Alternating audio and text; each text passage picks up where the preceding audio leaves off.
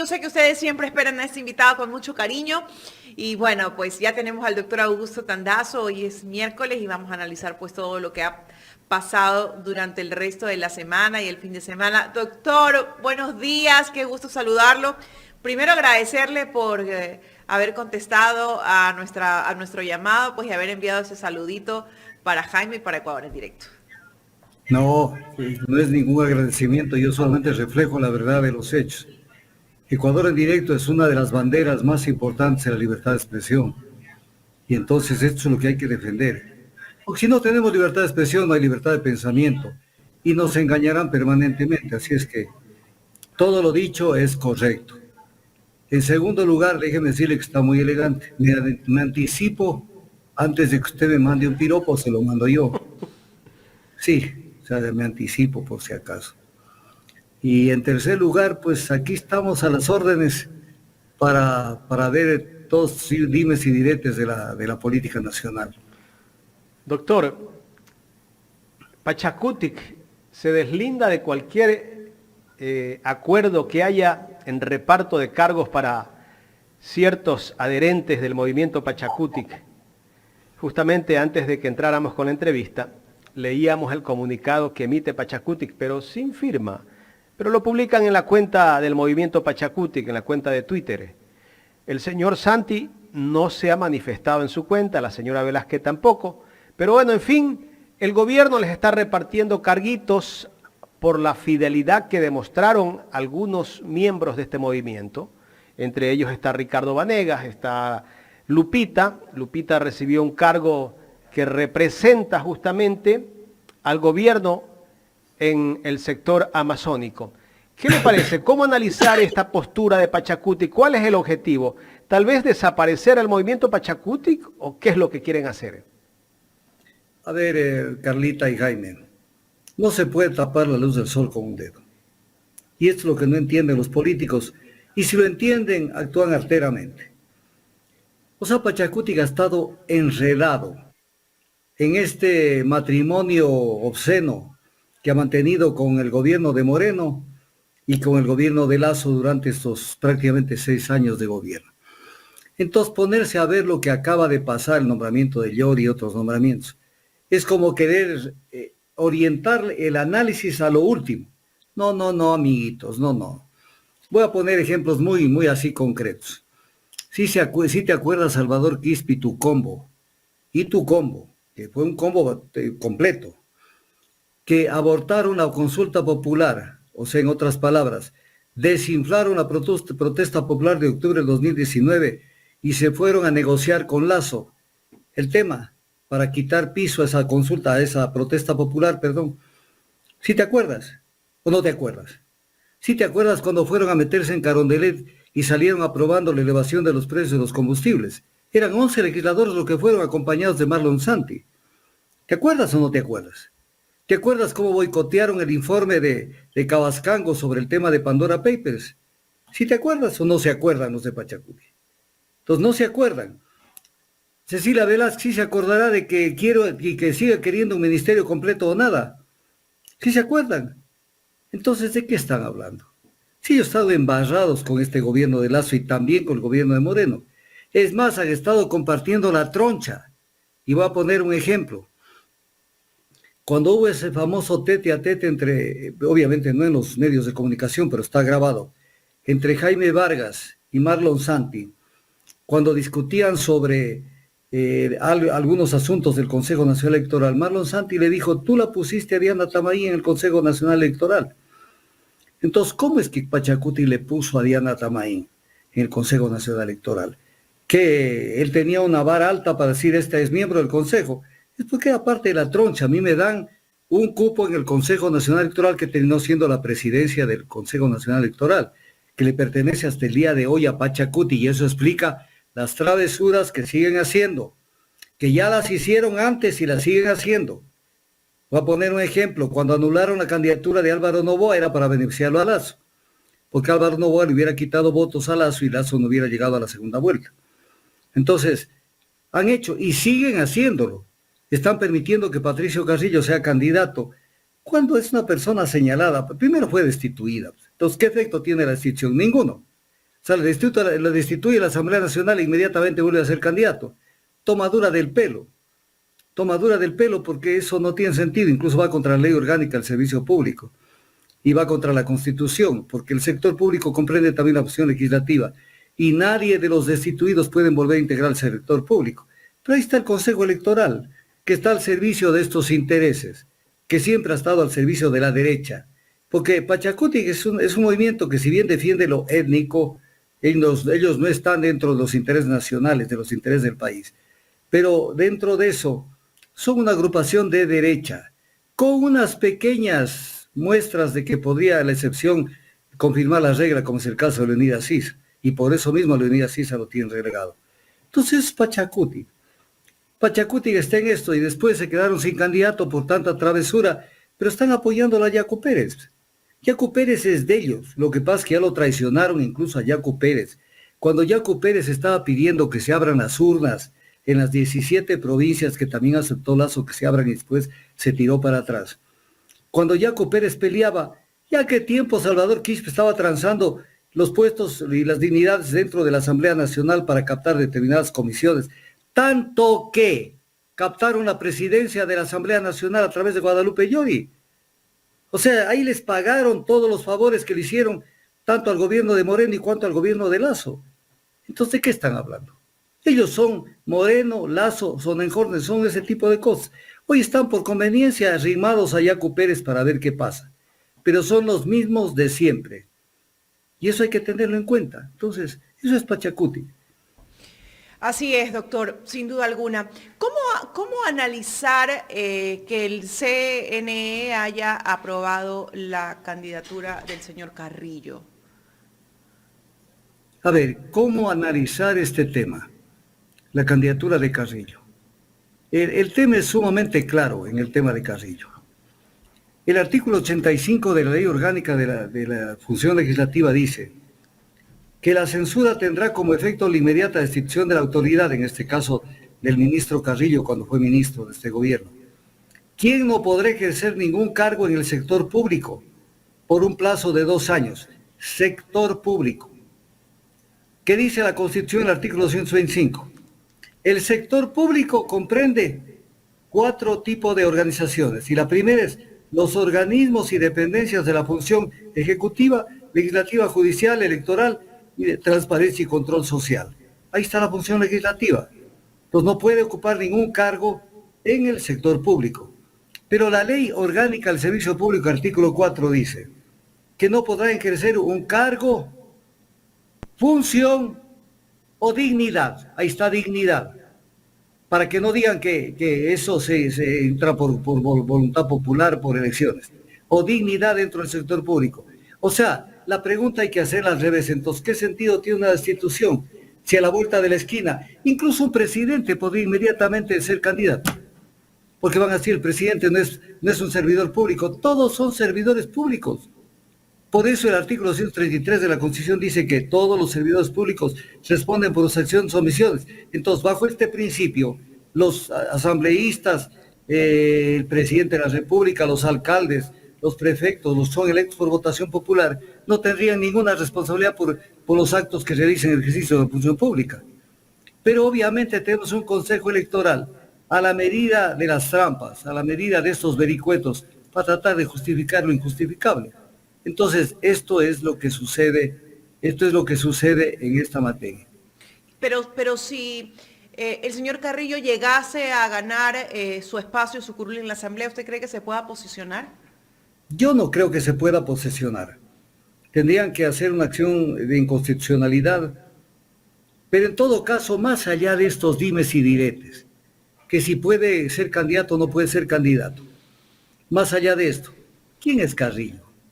Carrillo fue comandante de la policía del gobierno de Moreno, súbdito de María Paula Romo, y fue la persona que prestó granadas y municiones al gobierno de Yanín Áñez.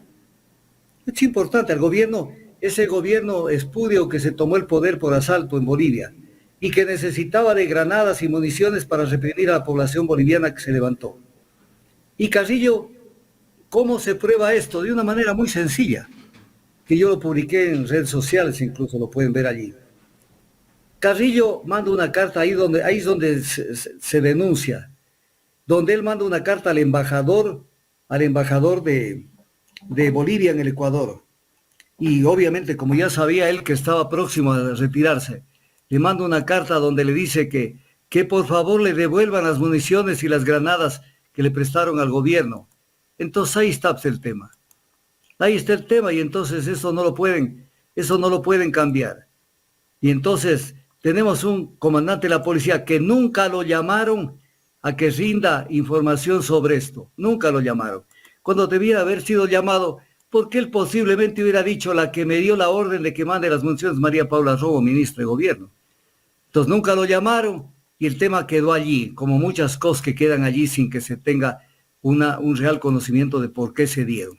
Tiene ese tema, tiene el caso de la represión de junio del 2021 y la represión también que se dio en el 2022.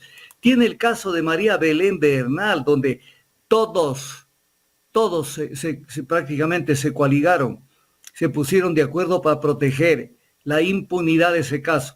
El mismo Carrillo dijo que habían 12 policías, 12, no uno, ni dos, ni tres, 12 involucrados en el tema de que no hicieron nada para defender la vida de María Belén Bernal. ¿Y qué pasó luego?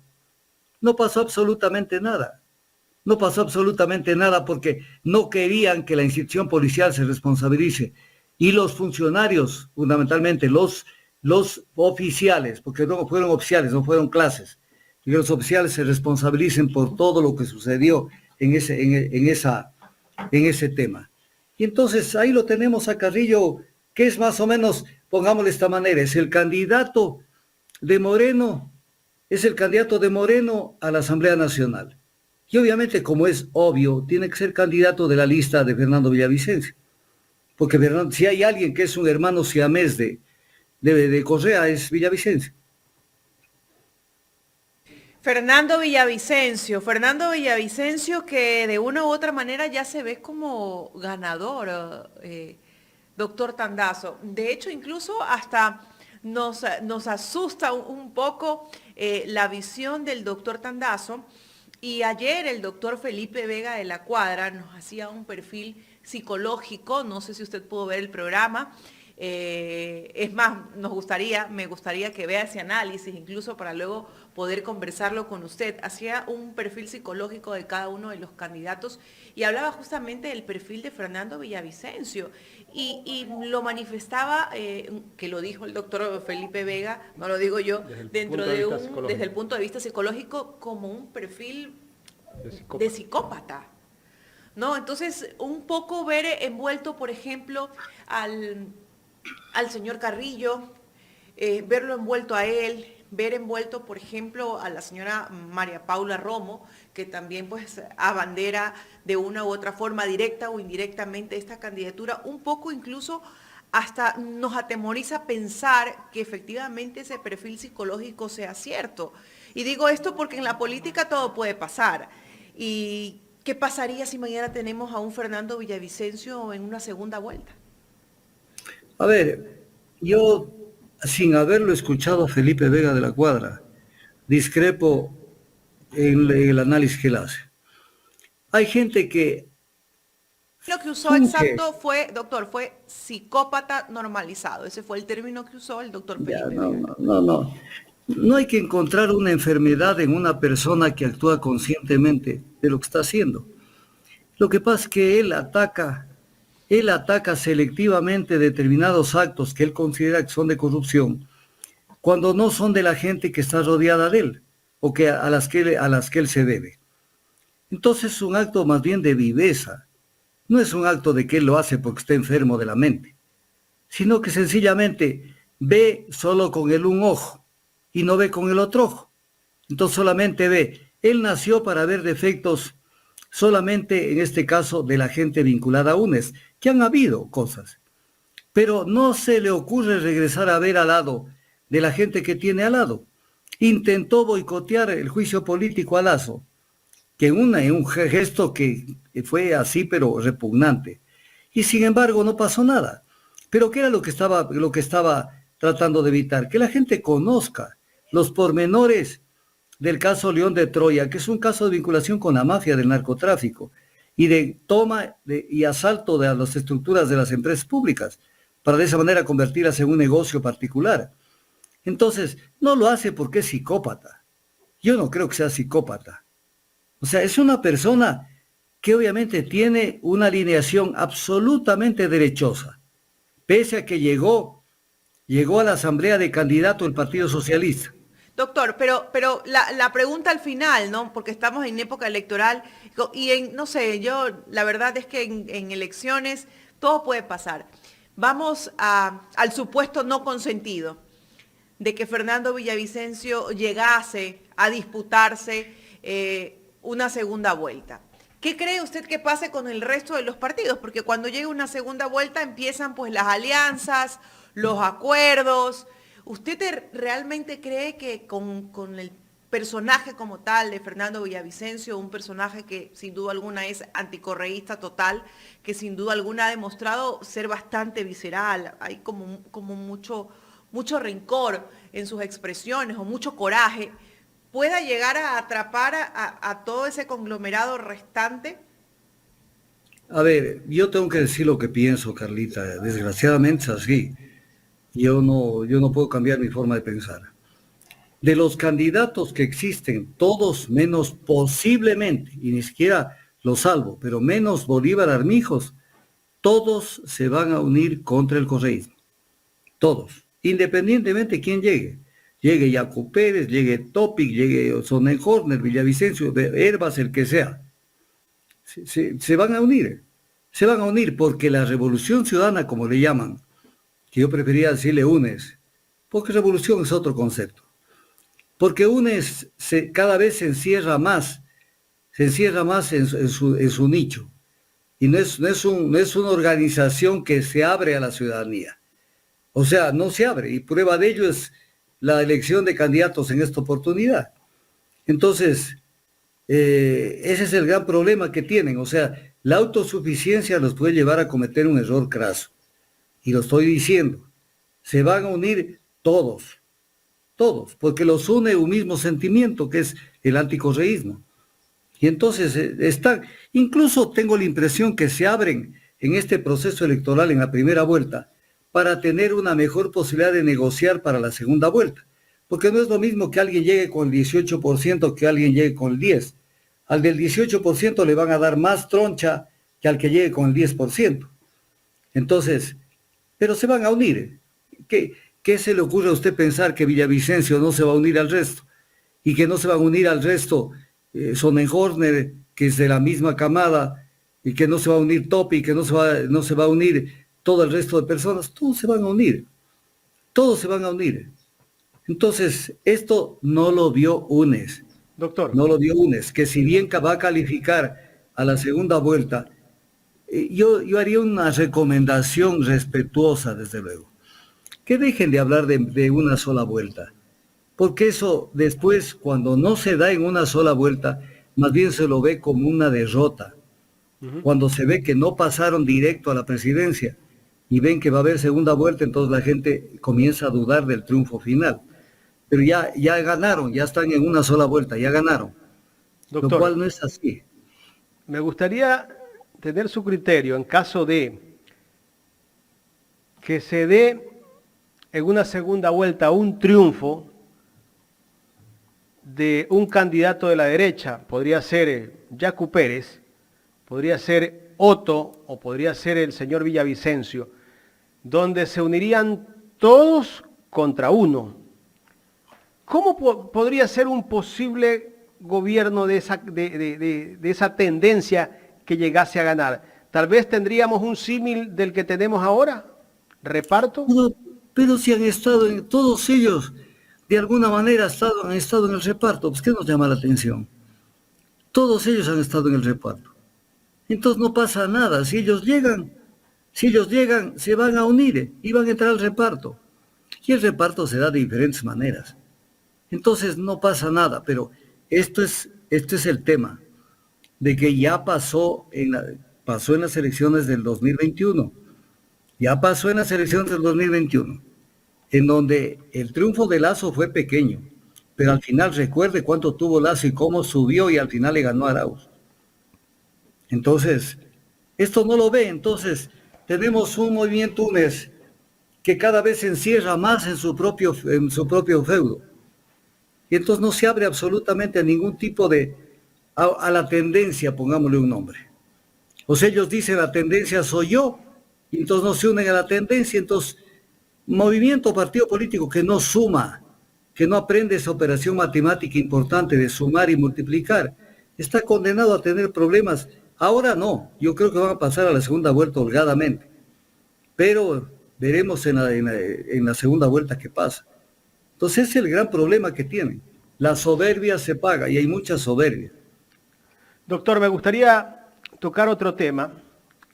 Antes de ayer renunció el consejero de seguridad del gobierno, el general Paco Moncayo, y en su renuncia, que la voy a leer, para los que tal vez no han escuchado esta renuncia, dice, dirigida al señor presidente, dice, en momentos cruciales que agobiaban a la nación ecuatoriana sometida al ataque brutal del crimen organizado y a la abierta conspiración política de partidos y movimientos afines al proyecto autoritario, antidemocrático, liderado por el expresidente Rafael Correa, me honró usted nombrándome su asesor en materia de seguridad nacional.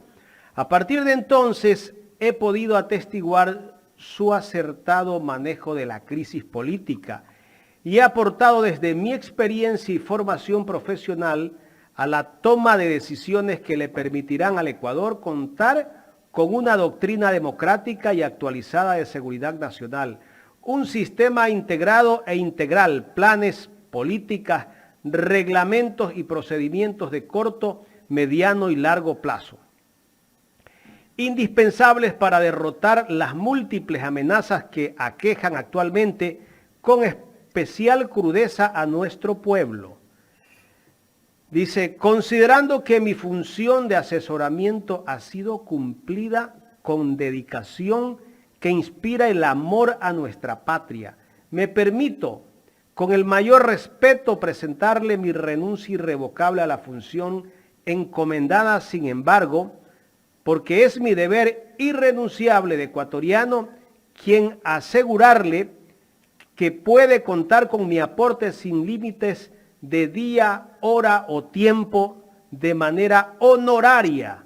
Me concederá una gran satisfacción poder hacerlo. Del señor Presidente Constitucional de la República, con consideración y respeto atentamente, general en servicio pasivo Paco Moncayo Gallegos. ¿Qué quiere decir el general Paco Moncayo Gallego con todo lo que él escribe aquí en esta renuncia? Primero va nombrando a Correa, no sé cuál es el objetivo, y ya al final dice que todo está bien, o sea, se va como que ha cumplido con su misión y que la seguridad del país está tranquilo, todo el país. A ver, esto tiene varias lecturas. Primero tenemos que caracterizar al personaje. El personaje es un bailarín, siempre fue un bailarín, que llegó siempre de la mano de determinados movimientos o partidos políticos y después siempre, cuando ya terminaba, se declaraba independiente. Dice que él está por el tema democrático y antiautoritario. Democrático cuando él le dio el golpe a Abdalá Bucaram. Democrático. Acercarse el jefe del comando conjunto como fue él y decirle al presidente, sabe que ella no va a tener el apoyo y sabe que me retiro. ¿Qué tenía que hacer Abdalá Bucaram? Salir disparado por cualquier parte, porque tenía un pueblo que estaba aupado y asusado para que haga algún grado de violencia. Entonces era una forma de decir, váyase. Eso tiene un nombre, golpe de Estado. No es que el pueblo lo votó a Bucaram. El que lo votó a Bucaram fue las Fuerzas Armadas comandadas por Paco Moncayo. Comencemos por allí. Segundo lugar, o sea, ocultan muchas cosas. La chatarra que compraron a Argentina para la guerra de Tigüinza, que se olvida yo hablo castellano y hablo bien claro. Yo no soy de las personas que me cuido de hablar y mejor no digamos. Y las armas de chatarra que compraron a Argentina, que allá hubieron juicios en Argentina y hubieron señalamientos de los culpables de haber vendido esa chatarra al Ecuador y aquí no pasó nada. Compraron esa chatarra que no sirvió para absolutamente nada.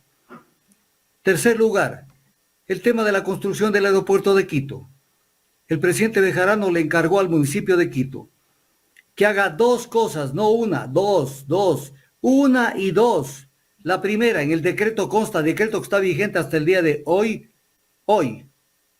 está vigente ese decreto, que es 21 de junio del 2023, está vigente. Dice que sea a cargo el municipio de Quito de la construcción, operación y mantenimiento del nuevo aeropuerto. Construcción, operación y mantenimiento.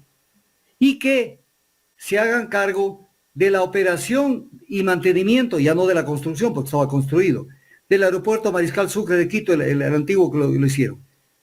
¿Qué pasó? ¿Qué pasó?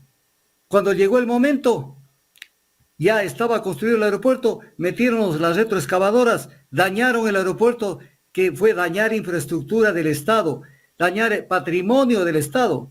¿Para qué? Para mandar a la gente que paga las tarifas aeroportuarias, que vayan en gajo a pagar a la empresa concesionaria. No somos pendejos. Entonces tiene eso. Luego, ¿qué pasó? Dijo que era una maravilla la Constitución del 2008, porque se estaba ofreciendo a ver por dónde le iban a dar algún tipo de figuración en el gobierno de Correa. No se lo dieron y después comenzó a despotricar contra Correa. Luego se acerca, aquí viene la pepa, se acerca al gobierno de Lasso. ¿Pero en qué momento? En el momento en que Lasso estaba, entre comillas, seguro de que no le iban a destituir. Entonces dice, me meto en este momento, yo termino de ministro de Defensa, termino de cualquier cargo importantísimo. Pero sucede que no consiguieron los votos y Lasso no tuvo otra alternativa que aplicar la muerte cruzada. Y su gobierno se va máximo hasta septiembre, octubre o noviembre de este año, que puede ir antes si hubiera una sola vuelta. Entonces dice, ¿para qué me quedo yo aquí? ¿Para apagar la luz y cerrar la puerta? Entonces mejor salgo y me deslindo. Pero sale diciendo algo que es una salvajada. O sea, y he dejado todo listo. Él es como se dice en la Biblia, Él es la luz. Vino la luz y la luz se hizo. Y la verdad. Y dio la luz y con eso se abrió un espacio para tener ahora sí verdadera seguridad. O sea, ha sido solamente de la mente de un general retirado que ya tenemos seguridad cuando la seguridad es un tema estructural. Entonces, es un cálculo y es tratar de salirse como el héroe de que ha dejado apuntalando el tema de la seguridad. Eso no está apuntalado porque la violencia y la seguridad sigue porque ya es endémica en el Ecuador. Ese es Paco Moncayo. Entonces, es lo que tenemos como Paco Moncayo. Correcto, doctor. Vamos con otro tema.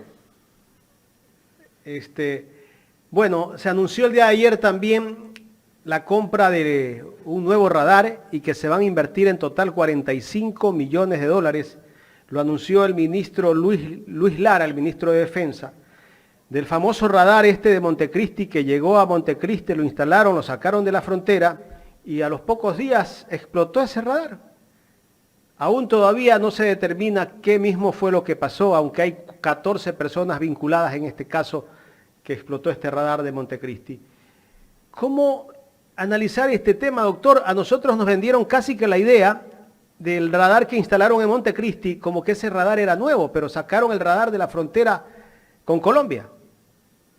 Sí, o sea, pero no funciona la justicia. La justicia no funciona.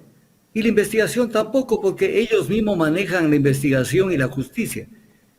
¿Dónde están los responsables? Los autores intelectuales y materiales de la destrucción del radar de Montecristi. No están por ningún lado.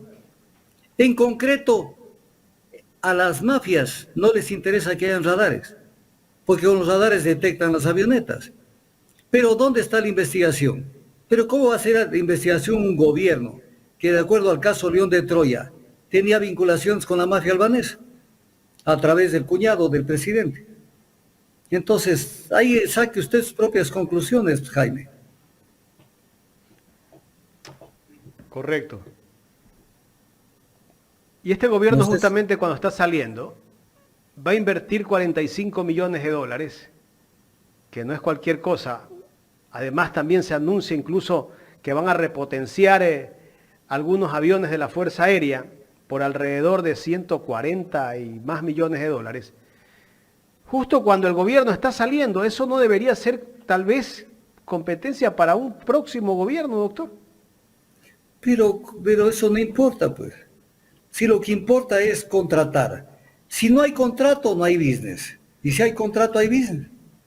O sea, así de sencillo. O sea, Todo por el business. vea, escúchenme esto. No sé si Carlita sigue con nosotros. Aquí estoy, doctor. Aquí estoy. Pero quiero verla de vez en cuando, Carlita.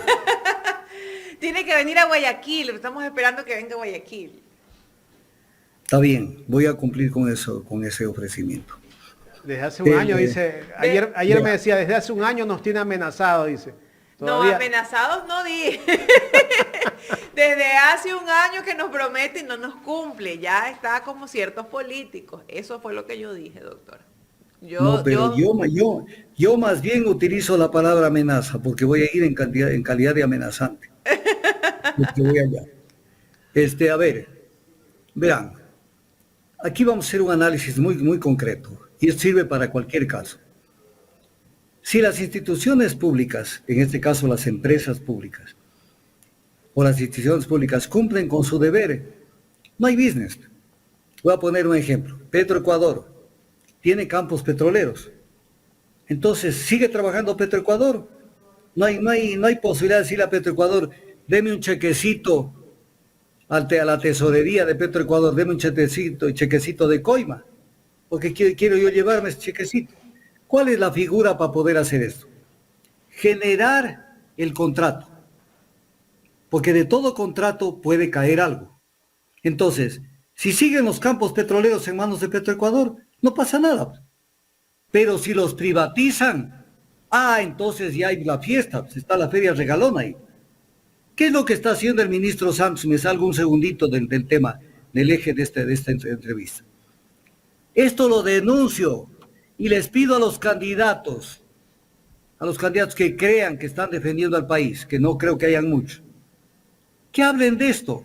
El ministro Santos está a punto de entregar por lo menos 6, 7 u 8 campos petroleros a la empresa china, Andes Petroleum. Entonces viene el tema. ¿Por qué lo hace? Si Petroecuador es más eficiente que Andes, tanto es más eficiente que Petroecuador le cuesta un barril de petróleo producir un promedio de $17 y tiene que pagarle a Andes Petroleum por los campos que tiene hoy un promedio de $36. Que ese cálculo matemático que es tan elemental, que lo puede entender un niño de escuela, no lo puede entender el gobierno. Pero en cambio, si siguen los campos en manos de Petroecuador, no hay business. Entonces quieren privatizar. Entonces, ¿qué van a decir? Pero es que es un contrato de empresa estatal a empresa estatal. Entonces, no hay ninguna cosa. No es cierto. Porque las empresas, así sean estatales de esos países, tienen forma de saber dirigir la plata hacia el exterior y saber direccionar vía contratos de consultoría, de asesoría, de lo que sea. Voy a poner un ejemplo. Sino Hydro Corporation, constructora del Coca-Cola Sinclair. ¿De dónde sacó los $85 millones que los trasladó para temas de corrupción? ¿De dónde sacó? ¿De dónde lo sacó? De sus arcas. Y es empresa estatal. Entonces, ¿de qué estamos hablando? ¿De qué estamos hablando? Entonces, perdón, corrijo la cifra, 18.300.000 más o menos. ¿De dónde sacó la plata? Con la cual lo corrompieron a Lenín Moreno y su familia. Que ese caso sigue dormido, porque desaceleran ciertos casos y aceleran otros. Entonces, ¿de dónde sacó una empresa estatal la plata? Tienen mecanismos. Y entonces, ¿qué creen? Que Andes Petroleum le va a mandar una cartita de agradecimiento al ministro y le va a decir muchas gracias, me comprometo a trabajar en beneficio del pueblo ecuatoriano. No es tal, ahí hay un business. Y están queriendo sacar 8 campos más o menos de Petroecuador en estos días, mientras los candidatos están salvando a la patria. Entonces, un tema que es gravísimo. Pero además hay un tema que es importante y quiero que la gente me entienda y que traten de captar la idea que voy a venderles. Un campo petrolero tiene reservas de petróleo. ¿Qué son las reservas? El cálculo estimado de lo que hay petróleo debajo de la tierra, que pueden ser reservas probadas, que tienen un grado de seguridad de que existen, probables o posibles. Las posibles son las que menos seguridad se tiene, las probables en el intermedio. Entonces, ¿de qué se trata?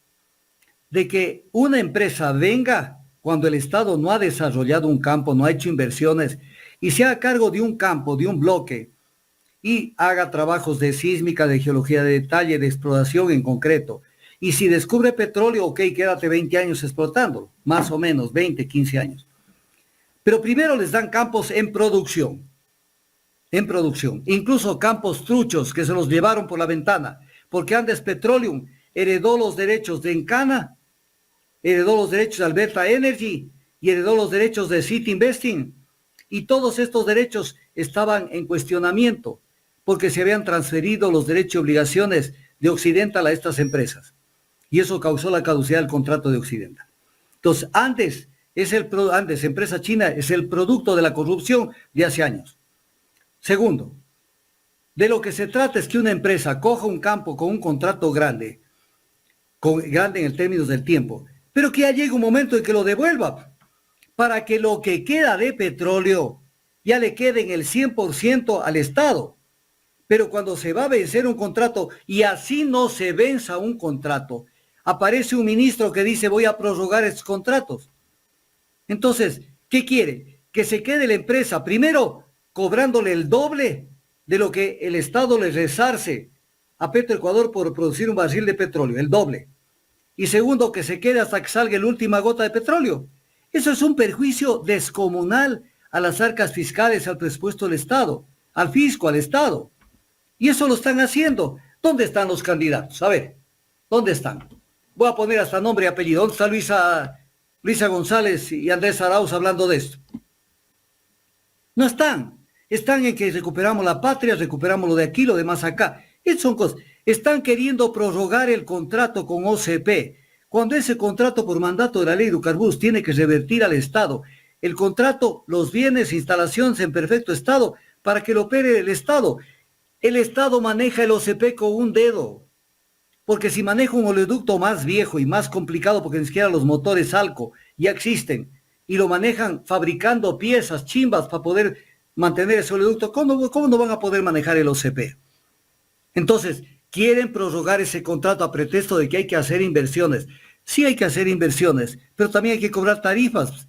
Entonces, al cobrar las tarifas, primero, el rato que Petroecuador tenga ya el oleoducto que debe tenerlo en enero del 2024, en ese momento el Ecuador deja de pagar la tarifa a OCP por el crudo que transporta a través del OCP, porque también transporta parte de su crudo a través del OCP.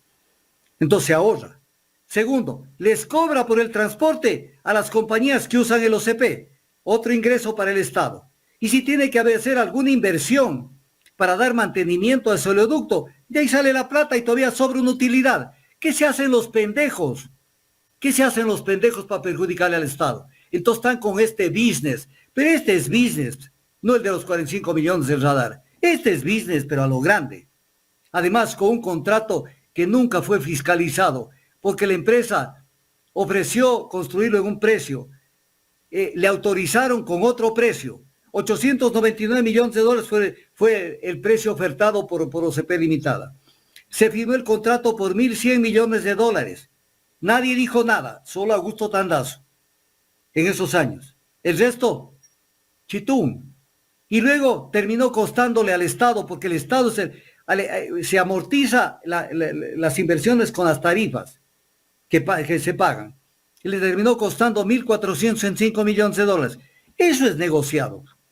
¿Y qué pasa? Nada. Y Fernando Sánchez está a punto de hacer que este contrato se prorrogue. Y están caminando a paso agigantado. Entonces viene el tema. ¿Y qué dice de esto Luisa González y Andrés Arauz? ¿Por qué les reclamo a ellos? Yo no le puedo reclamar esto a Otto Sonnenhornet, porque ellos están con este proyecto macabro del neoliberalismo de entregar los bienes del Estado a las transnacionales. Lo mismo no le puedo reclamar a Villavicencio, ni le puedo reclamar a Topic, ni le puedo reclamar incluso a Yaco, porque ellos no les importa, lo que quieren es apropiarse de los recursos naturales. Y no les puedo reclamar a otros candidatos que están en la luna. Pero sí les reclamo a los que deben estar en estos temas y decirle, señor ministro de Energía, cuidado con que usted dé un paso en falso, porque no solo que lo vamos a enjuiciar, sino que le vamos a establecer responsabilidades penales por perjuicio al Estado. Están cocinando en este rato. Esto es gravísimo, porque están haciendo la fiesta con el sector petrolero, sector estratégico que le pertenece al Estado. Entonces aquí tiene un caso. Y no lo hago a la mala. Mi comentario no es de una manera perversa, pero sí es un poco decirles, oigan, o sea, pónganse la campaña todos, pero por lo menos dejen unas personitas a que se hagan cargo de analizar lo que está pasando en el país. Y de esto hablen. No solamente hablen de que hay que acabar con lo de aquí, lo demás acá. Esto es lo concreto, el resto es paja.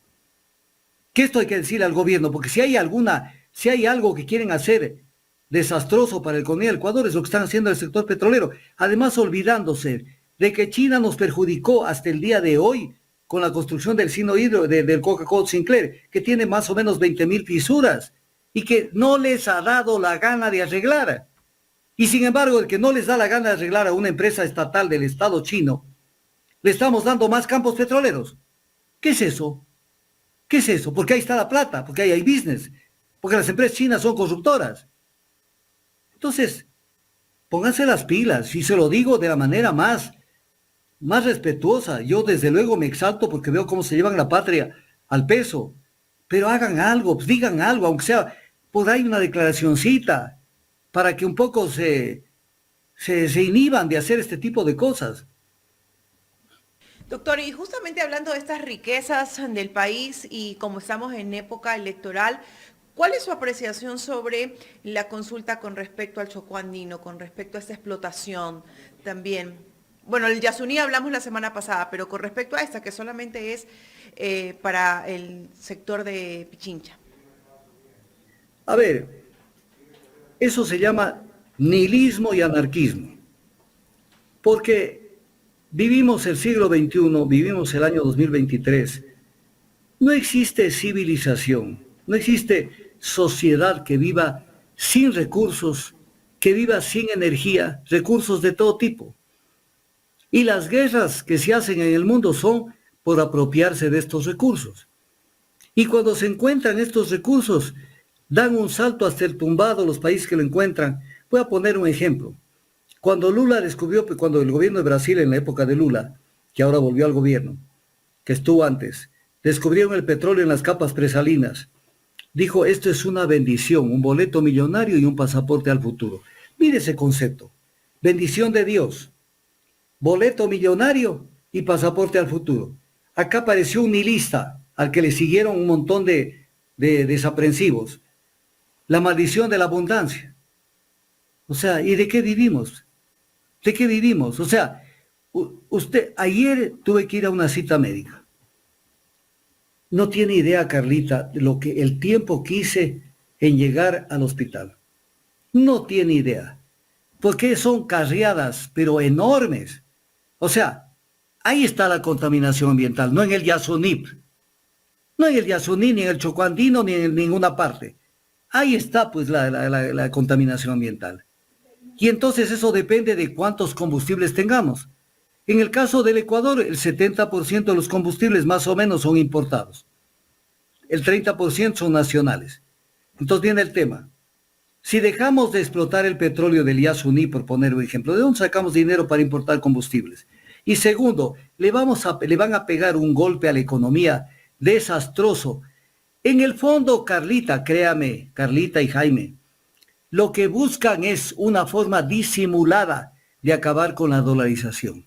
Porque si un país que no emite moneda propia, de pronto le quitan ingresos que son vitales para la economía, sencillamente colapsan.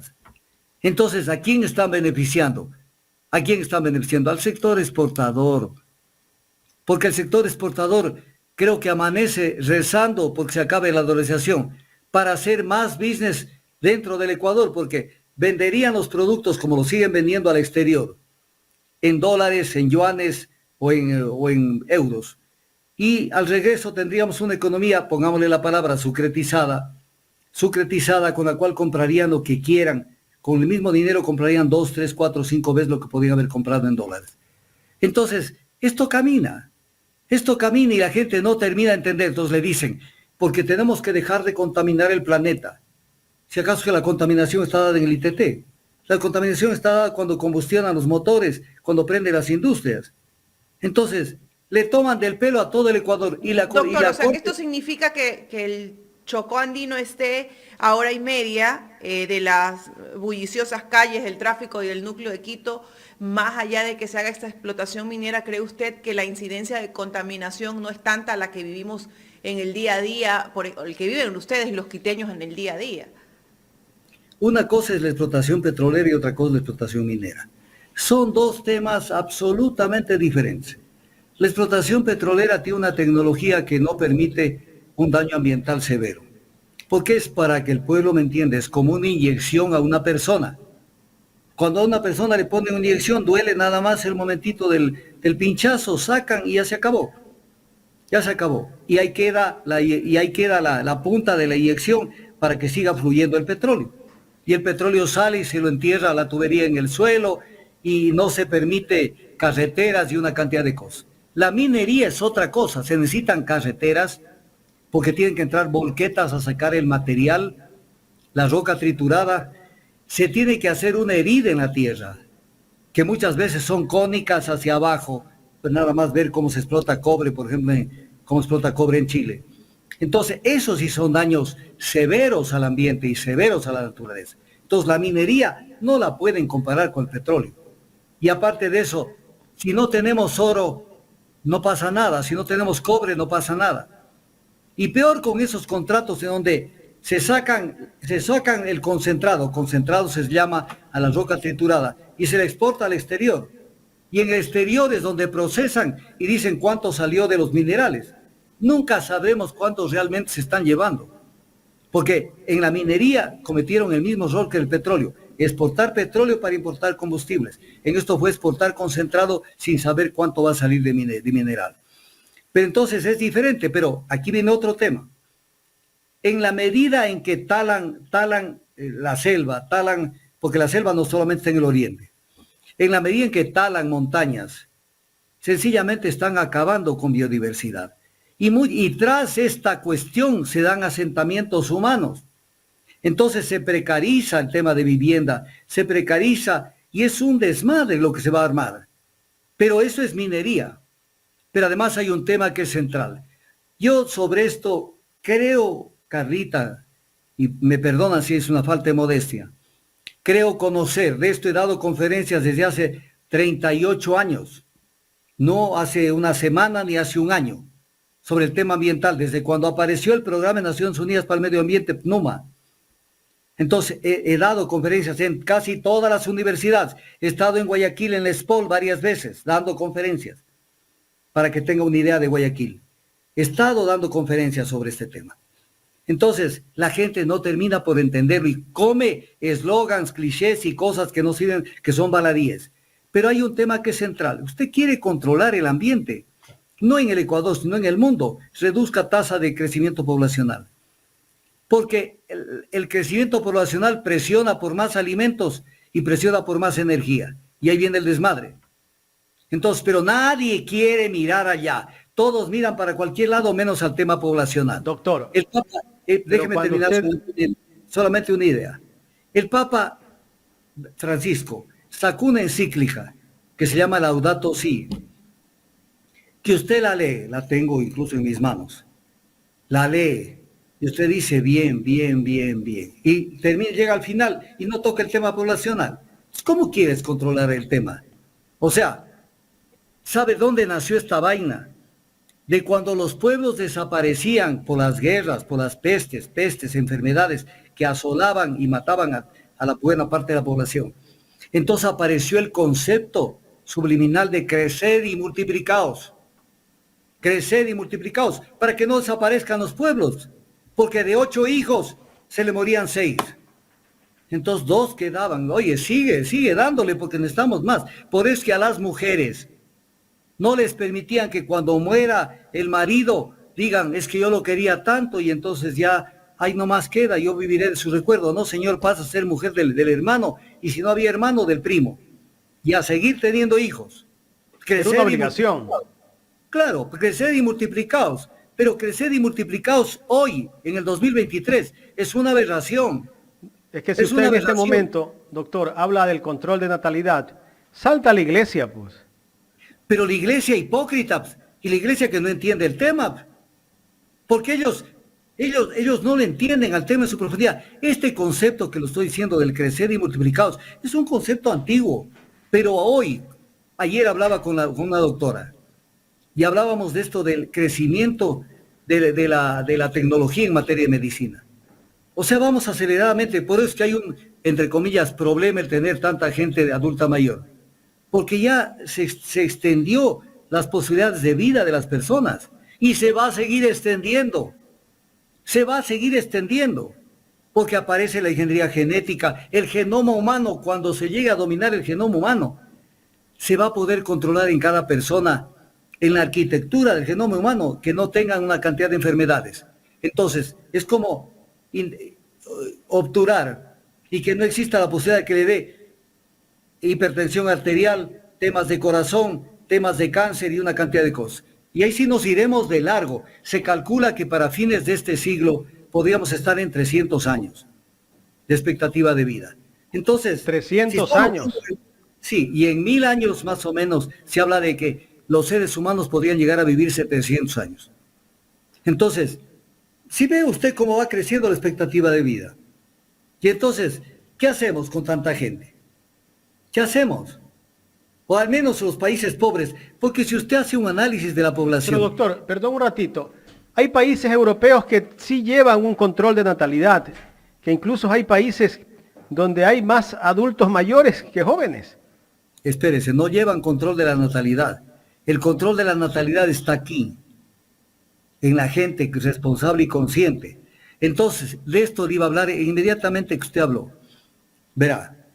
Aquí hay una constante. Los países ricos, los países que tienen grandes recursos no naturales, sino que tienen una economía muy fuerte, son los que tienen menos hijos. Los que nos inundamos de hijos somos los países pobres, que ese es el contrasentido. Entonces, con un agravante, el Ecuador es el país que tiene más habitantes por kilómetro cuadrado de América del Sur. Es el país más crítico de América del Sur. Que la gente puede pensar que no es así, pero es así. Yo le voy a poner un ejemplo. Bolivia tiene 5 veces nuestro territorio y tendrá 11 millones de habitantes. O sea, para que tengan una idea. Entonces, pero en el Ecuador no hay dos cosas, son elementales. De esto no van a hablar los candidatos nunca. Nunca, porque quitan votos y etc. cosas. Claro. Política poblacional y política migratoria. Aquí entra el que le dé la gana, le quita trabajo al ecuatoriano, hace lo que le da la gana. De esto no hablarán nunca. Entonces, sí habló Guillermo Lasso del tema migratorio, pero en campaña nada más. Ya claro. Cuando ejerció el poder se olvidó. ¿Ah? Pero no solo que se olvidó, sino que da como una buena noticia que ya han sido regularizados ni sé cuántos cientos de miles de venezolanos. Pero viene la pregunta, yo no soy racista ni mucho menos, pero hay que ser objetivos. ¿Quiénes son los venezolanos regularizados? ¿Es gente que aporta intelectualmente, que aporta a nuestra economía? No, es gente que posiblemente salió de lo más bajo, del lumpen de Venezuela. Eso es lo que estamos cogiendo nosotros como insumo porque eso en el corto mediano plazo eran alcaldes de nuestras ciudades, al menos con el ecuatoriano. Doctor, ¿y este gobierno por qué tal vez no pudo hacer ese control migratorio? Tal vez porque no tiene políticas migratorias o no tiene personal que en realidad conozca este tema, en el caso del propio canciller. A ver, yo siempre dejo salvado un porcentaje de explicación de lo que sucede en nuestro país al tema de la ignorancia, no solamente de la intencionalidad, de la ignorancia. Le voy a hacer una pregunta, no a usted, pero a la ciudadanía. ¿Ustedes creen que Lasso conoce que el Ecuador es el país que tiene más habitantes por kilómetro cuadrado en América del Sur? ¿Ustedes creen que conoce? ¿Y ustedes creen que eso conoce el canciller? ¿Creen ustedes que conocen aquí en el Ecuador en detalle? No conocen. Y la política incluso de asentamientos humanos no existe. No existe. Cada vez migra más lo rural a lo urbano. No hay o sea, vengan lo que quieran a Quito y Guayaquil. Inunden las dos ciudades, creando megápolis donde se hace difícil la eliminación de residuos urbanos y etc. cosas. La construcción de casas. Aparece una noticia que ya no ha aparecido por lo menos 6 años. O si ha aparecido ha sido mínima, pero incluso antes aparecía.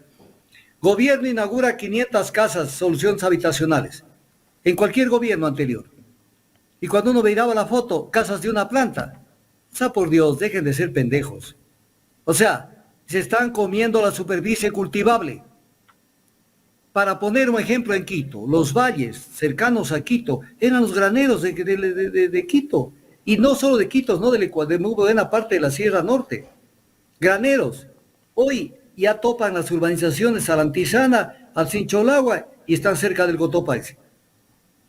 Entonces, claro. Y todo casas de una planta. Y todo cuesta más, doctor, cuando se expande la ciudad. Si hicieran todo vertical, condominios de 10, 15 pisos, imagínese cuánto se ahorra hasta en servicios básicos. Se ahorra en todo. Entonces se crean cinturones en una ciudad y se dice, de aquí no pueden salir, de aquí, mire usted Europa. Después de que termine la entrevista y ustedes tengan tiempo, recreen la vista visitando Europa algunos temas. Las campiñas, los pueblitos que se arman no salen de su sitio y el resto es monte, o sea, para cultivar, para las vacas, para lo que sea. O sea, planifican. Acá no, pues acá todavía tenemos las vacas, una vaca por hectárea. Cuando ya esté entendido que las vacas, incluso hasta para que dé mejor carne, menos dura de la que nos venden, deben ser criados en cautiverio. En cautiverio. Entonces, no, pero acá es una vaca por hectárea, porque de esa manera evitan la reforma agraria, además. Entonces, ¿qué necesitamos? Las pocas vacas, si tenemos que meterlas al monte, hay que meterlas en las laderas, porque en las laderas hay el forraje que se llama, forraje viene de la palabra forro, que se forra la ladera con pasto, para que las vacas pasteen allí, pues. Pero no que pasteen en los sitios más privilegiados, en las laderas más fecundas, que son más fértiles en lo que es el Ecuador. Puedo poner un ejemplo en el Ecuador, los mejores campos de Zuleta, de la parte esta sur de Quito, están vacas. Cuando ahí tiene que haber cebada, trigo, que importamos a lo bruto, trigo. O sea, no hay políticas. ¿De esto qué hablan los candidatos? A ver, cuéntenme. ¿Conocen no tienen plan? No tienen planes. Lo único que saben son los eslogans. Pero no tienen planes. No tienen planes para decir, a ver, pero ¿cómo vamos a manejar? Pero si hay uno que habla de la agüita. No, pues ese cambió del nombre de Carlitos. Carlitos era Carlitos. Pero por tocar el corazón de la gente ahora me llamo Agua. Entonces ahora me llamo Agua. Segundo apellido Pérez, apellido judío. Entonces Agüita. Pero Agüita le pescaron en una borrachera de Padre Señor Nuestro. ¿Usted ha visto ese video? No. Ya. Lo que pasa es que usted no tiene Facebook. Pero si sí tiene tengo, alguien para... Sí tengo, sino que no lo activo mucho. Sí lo tengo. Ya. Yo tengo, porque me mandó una persona. Lo cogen en una borrachera que no sabe ni cómo se llama. No sabe ni cómo se llama. Entonces Agüita, lo que pasa es que parece que la Agüita le mezclaron con trago. De coco. Y borrachísimo. Entonces, ese es el Ecuador. Entonces hay muchas cosas, pero nos hemos dado un pequeño quingo al tema y no sé si me permite que hable de un tema. Doctor, yo tengo otro tema. Es que doctor Coco Loco, ha de haber sido Coco Loco que ha de haber tomado. Yo sí he tomado agua loca. A ver, yo voy a ver cómo les mando el video el día de hoy, para que ustedes mañana lo publiquen. Ya, porque seguro. Eso es Juma. Eso es. O sea, no se puede ni parar el pan. Y parece que hizo más de algún alboroto ahí en una comunidad. Y ese es el verdadero. Oiga, más o menos como el de Salvador Quispe, porque hay uno de Salvador Quispe que no lo dejaba pasar a Correa cuando era presidente, pues. Él era prefecto en ese tiempo. Claro, o sea, bueno, Salvita es Salvita, ¿no? Chumadito estaba, como dicen en la sierra. Pero cuando ustedes vean, a ver, me van a prometer una cosa, cuando vean el video de Agüita, me llaman por lo menos para comentar. Me llaman. Porque eso es Juma. Eso es Juma de no poderse ni parar. Ni parar. O sea, eso es una cosa espectacular. Y veo que ustedes siempre están que no tienen ese video. No lo tengo. Doctor, antes de ir con el tema que usted tiene, quiero rodar un video donde justamente habla Alberto Dajic. Usted ya tiene que haberlo visto, pero vamos a recordarlo nuevamente para que después usted me dé su criterio. Él dice que el problema de este país son los subsidios. Démosle play.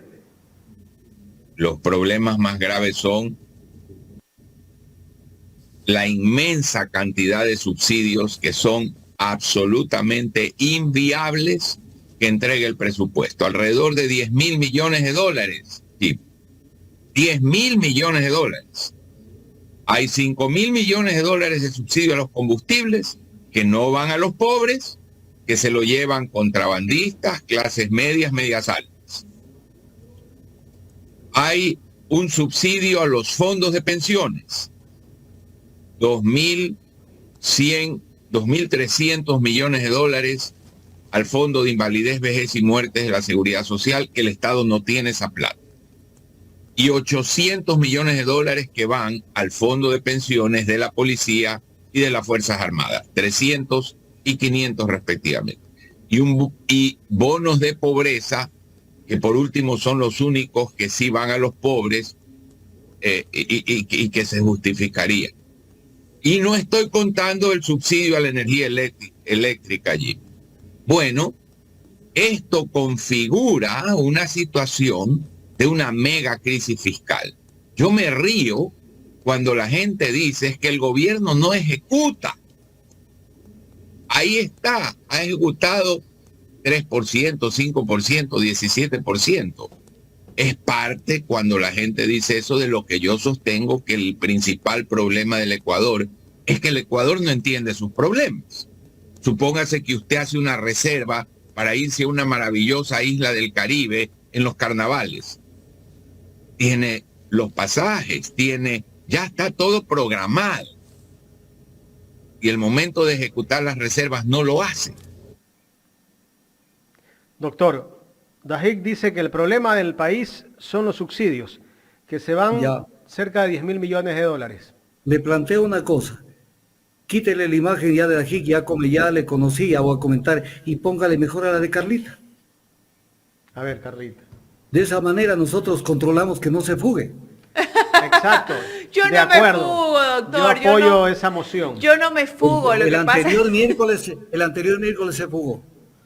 Muy bien, doctor. Usted sabe que se fugó. A ver, yo un día asistí a una conferencia que dictaba el economista Dajic. Y porque es una tomadura del pelo que siempre hacen. Entonces dicen, vamos a pedir que los asistentes formulen sus preguntitas en los papelitos que les vamos a dar.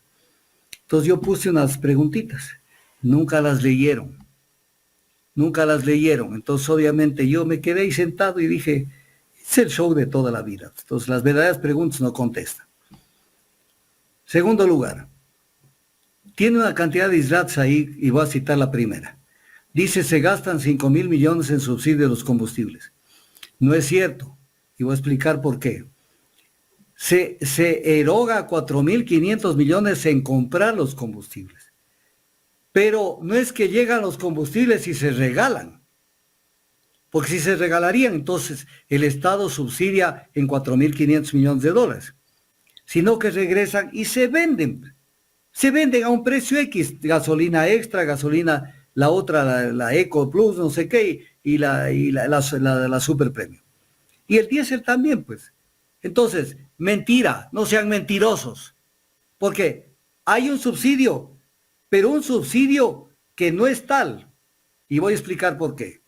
Porque para calcular el subsidio hacen una operación matemática tramposa a los economistas sapos. ¿Qué es esto? Entonces dicen, ¿a cómo valoramos el tema del petróleo? ¿A precios internacionales? No, pero si tenemos petróleo ecuatoriano, que cuesta $17 producir un barril, más ponga usted $2 por transporte y lo son 19, no llega a $20. Calculen con el precio de nuestro petróleo, no calculen con el precio internacional. Entonces el subsidio aparece más grande de lo que es. Y no llega a 4.500, desde luego, porque llegará a 1.500, 1.300 millones.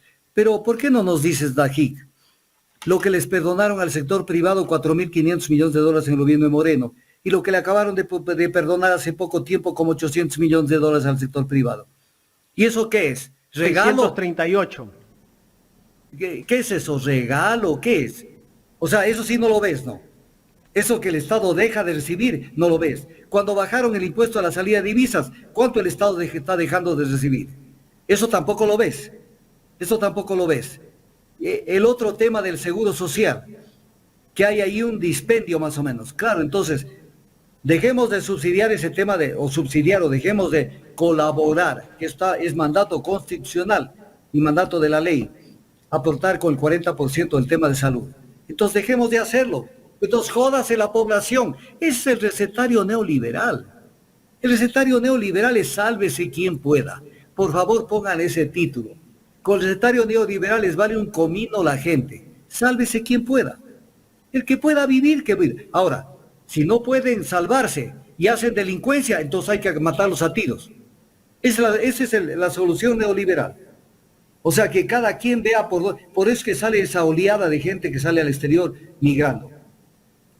Y entonces, este es el tema de Dajic. Y un tema de Dajic que fue terrible, que no ha dejado de decir cosas, porque habla mal de Correa. Y creo que muchos de nosotros podemos cuestionarlo a Correa en algunas cosas, no en todas. Pero no hemos recibido de Correa pues, algo, pero él recibió la amnistía, pues, con la cual él pudo venir al Ecuador. Y él no deja de votar, de morder la mano a quien prácticamente le extendió la mano para tenerlo aquí en el Ecuador. Entonces, cuando ustedes hablen de, estos son los típicos nihilistas, los anarquistas de derecha, que les vale un comino a la gente. Si come, come, si no come, no come. Si tienen medicinas, tienen, si no tienen, no tienen. Si tienen que pagar $8 por un galón de combustible, que pague. Que pague. Si tienen que pagar más dinero por un kilovatio hora de electricidad, que pague.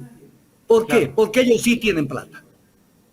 ¿Qué es el tema? Es el tema del tema también de la consulta de Yasuní.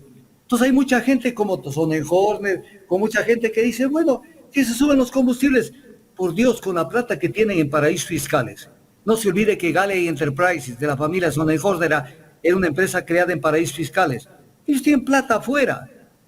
Entonces para ellos, que para ellos les suban a $8 el galón de combustible, ¿qué pasa? Nada. No pasa nada. Y que el resto vea cómo va en bicicleta. Doctor, y hablan del tema de seguridad social, ¿no? También de que hay solo para 4 años o 3 años pagar los sueldos, pero no se acuerdan que el sector privado debe cerca de 2.000 millones de dólares a la seguridad social y no pasa nada, el gobierno no hace nada por cobrarle a esos empresarios que no le están pagando esos recursos al seguro social. Solamente critican lo que les conviene. No solamente eso. Al alcalde de Quito, que creo que no conoce estas cosas. Uno de los hospitales más caros, no es que es uno de los más caros, el hospital más caro de Quito es construido en un terreno de un comodato. O sea, el municipio les dio un comodato porque Quito necesitaba hospitales. Sí, pero de ese hospital hicieron un negocio, porque la salud es un negocio. Entonces, ¿cuánta información les hace falta a los directivos y ejecutivos que llegan? Vea el tema del metro en Quito, es terrible y todos los que hablan. O sea, nosotros planificamos, dice Augusto Barrera hace pocos días, que tengamos un operador internacional. No, eso no planificaste, Barrera. No seas mentiroso. Lo que se aprobó fue la ordenanza del municipio de Quito para que la empresa metropolitana Metro de Quito sea la que opere. Y tuvieron 11 años para prepararse y no prepararon a nadie. Entonces viene la pregunta, ¿y por qué no prepararon? ¿Será que lo hicieron de pendejos o de vivos? Para llegar al día final y decir, no sé manejar carro, por lo tanto hay que contratar chofer. O sea, la corrupción no es solamente probar que alguien se llevó un chequecito y tiene tanto en una cuenta. Es cómo se traba, cómo se arma, cómo se trabaja mentalmente para crear la posibilidad de hacer business. Entonces, todo esto es importante, pero permítanme hablar de un temita que me interesa tocarlo. Doctor. Sí. Creo que ya tenemos el video de Agüita. A ver, dele el de Agüita de la Chuma. Sí. Divirtámonos. Vea esa maravilla, lo que yo les iba a mandar. Espere, si es larguito, a ver, aguantemos. Pero póngale el video, póngale el audio. ¿Sería audio? Está lloviendo. Quiero estar un rato más No, no, señor. Llévenle palazo. Aquí tranquilamente me quedo parado. No es mi deseo de estar huyendo.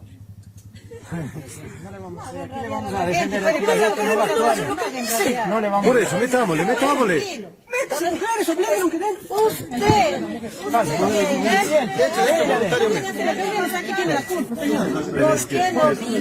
Compañera, Metan al carro, metan. ¿dónde me invitas? Vean eso, el candidato maravilla. Solo es el tema que ya se han dado.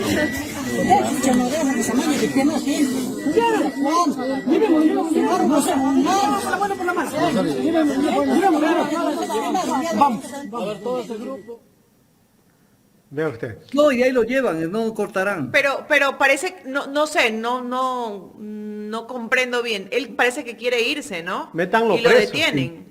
Lo que pasa es que parece que hizo algún daño en la comunidad con el carro, alguna cosa de eso ahí. Entonces mire Porque le cómo lo rompen, llevan. una ventana, parece. No, y verá cómo lo llevan. Y después queda flaco y solito allí. Para ver, espere, tengan paciencia. Miren allí. Claudia, tenés. La llave, rápido. Si es caso que pase adentro. Ahí lo van a meter en algún lado. ¿Vemos aquí o cómo hay hombres?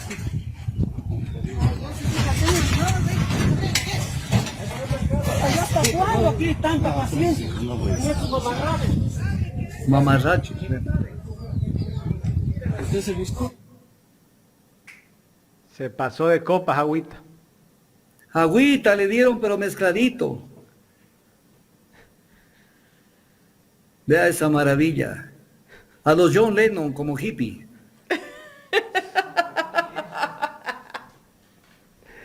Parece que es un rockero el que vaya en ese carro, ¿no? Claro, pues. Ahí está agüita, bueno. Y además, en carro y en estado etílico. En estado etílico. A lo mejor y tiene que agradecer que lo detuvieron ahí porque imagínese No, qué pero- accidente pudiera haber causado, ¿no? No, pero en le ese tienen estado es bronca, una pues. irresponsabilidad, en ese sentido, pues no, conducir un vehículo en estado etílico. No, pero además la comunidad les reclama airadamente, o sea, lo tratan mal. Con la boca lo tratan mal. Sí, le dicen de todo. Le dicen de todo. ¿Será que esa gente va a votar por Yacu? No creo. O sea, por lo menos esa comuna donde fue a hacer alguna travesura, no creo. Entonces ahí está, míralo. Flaquito ahí, ahora está un poco más gordo, parece, ¿no? No. Es que desde que se fue la señora Pic ya no hay quien le cocine. Entonces Regresó, pues si es la coordinadora de la campaña. La anunció ayer o antes de ayer. Pero la señora Pic debe servir para otras cosas, pero de ahí no. Primero tuvo a Luisa Marangoni, recordemos, junto a él, la persona que quería que Galápagos se entregue a un país extranjero para que lo cuide mejor. O sea, estos son buchipluma nomás. Entonces ahí lo tuvieron a agüita Jomo. Agüita de Agüita, coco zumo. andaba. Entonces, se pasó de tragos a agüita. Doctor, Pues imagínate. vamos con la pantalla negra. Vamos con la pantalla negra. Bueno, ¿no está? Ahí está la pantalla negra. ¿Quieren esto, mis amigos televidentes y mis amigos que están escuchando este programa? ¿Quieren esta pantalla así? Cuando ustedes, yo tengo que desgraciadamente hacer la pegadura y tener que estar mirando todos los medios de comunicación tradicionales, porque necesito saber cómo le mienten al Ecuador. Pero uno dice que esto consume el pueblo. Pero acá tenemos potajes que son buenos en los medios digitales, que nutren el pensamiento, que nutren la mente de la gente. Quieren que esto se vuelva en una pantalla negra, sin voz, sin sonido, sin nada. Tienen que entender de que tenemos que ir de la mano de los medios digitales, porque si no comenzamos a depender de los medios tradicionales, que eso me pasaba a mí. A mí me invitaban, porque no van a decir que no me invitaban, me invitaban permanentemente a los medios tradicionales. pero me imponían agenda. Doctor, queremos hablar, pero que hable de los precios del petróleo. Doctor, pero queremos hablar que... Yo decía, pero ¿por qué no hablamos mejor? No, es que en otra oportunidad, con todo gusto. ¿Por qué? Porque no les interesa. Entonces, porque no, ellos son selectivos en los temas que hay que tratar. Entonces, amigos, apliquen los likes, en este caso Ecuador en directo necesita esos likes. Y adicionalmente, si tienen que hacer contribuciones apoyando al super chat, háganlo. Todo tiene un costo y el tener la posibilidad de tener una sociedad liberada a su mente, tiene un costo. Y no son costos altos. No son costos altos porque no le perjudican a la gente. Y entonces tienen que hacerlo. Pero no esperemos que se le esté diciendo. En esta lucha tenemos que comprometernos con todo lo que podamos hacer para que estas cosas caminen de mejor manera en el país. Tandazo, con esa petición de like yo me despido de usted y me despido de la audiencia. Espérese un ratito. Quiero que oiga por lo menos este temita. Porque este me lo guardé y sería bueno que ustedes recorten una entrevista y la hagan por pedazos. O sea, publiquen una total, pero por pedazos. Por ejemplo, lo que voy a hablar a partir de ahora es importantísimo que la gente tome conciencia de esto. Verán, esto es Pepa. La Constitución de la República, que es la norma suprema, que rige sobre todas las demás normas del ordenamiento jurídico. ¿Qué es lo que dice? Y esto es una obligatoriedad. O sea, esto no es para que el que quiera lo haga y el que quiera no lo haga. Dice el artículo 108, los partidos y movimientos políticos son organizaciones públicas no estatales. Ojo, son organizaciones públicas, no son privadas, ojo, que constituyen expresiones de la pluralidad política del pueblo. Pluralidad política. Y sustentarán concepciones filosóficas, políticas, ideológicas, incluyentes y no discriminatorias. A ver, de esto voy a rescatar lo siguiente. Sustentarán concepciones ideológicas y también no discriminatorias. Entonces viene el tema. Prácticamente todos los candidatos, con excepción de UNES, pregonan que no hay ideologías. Y entonces, ¿qué hacen como partidos y movimientos políticos? Si ellos tienen que sustentar concepciones ideológicas. Y dicen que la ideología... Y te dicen claramente, no estamos para mirar a la derecha, ni a la izquierda, ni atrás, sino que queremos avanzar, no somos ni de derecha, ni de izquierda, o sea, no tienen horizonte. No son ni de aquí ni de A ver, son de derecha, lo que pasa es que es una derecha vergonzante, que ellos no quieren decir somos de derecha porque saben del fracaso de todo lo que sucedió con el gobierno de Moreno y Lazo. Doctor, pero hay algunos infiltrados que dicen que son de izquierda y son de derecha.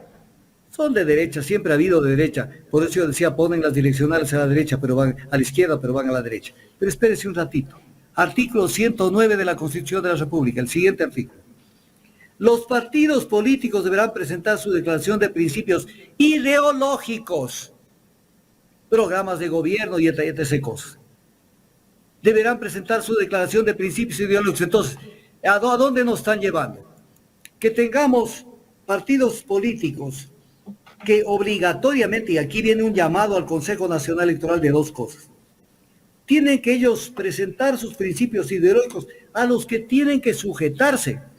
Entonces están obligados a demostrar y a presentar su ideología.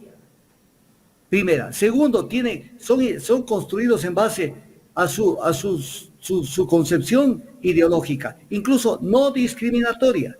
Y ahí viene Pachacutic, son discriminatorios de los mestizos. Pero fundamentalmente el tema ideológico. Prácticamente, porque les hago un seguimiento de todas las intervenciones que hacen. Todos dicen que no son de izquierda ni de derecha y que las ideologías no existen. Entonces son híbridos, doctor. Señores miembros del Consejo Nacional Electoral, tenemos partidos y movimientos políticos que incumplen el artículo 108 y 109 de la Constitución, que ustedes no se dan cuenta. No se dan cuenta. Porque si yo quisiera ser presidente del Consejo Nacional Electoral, le notifico a cualquiera de estos y le digo, señor, si usted no respeta su ideología, señor, lo saco del baile.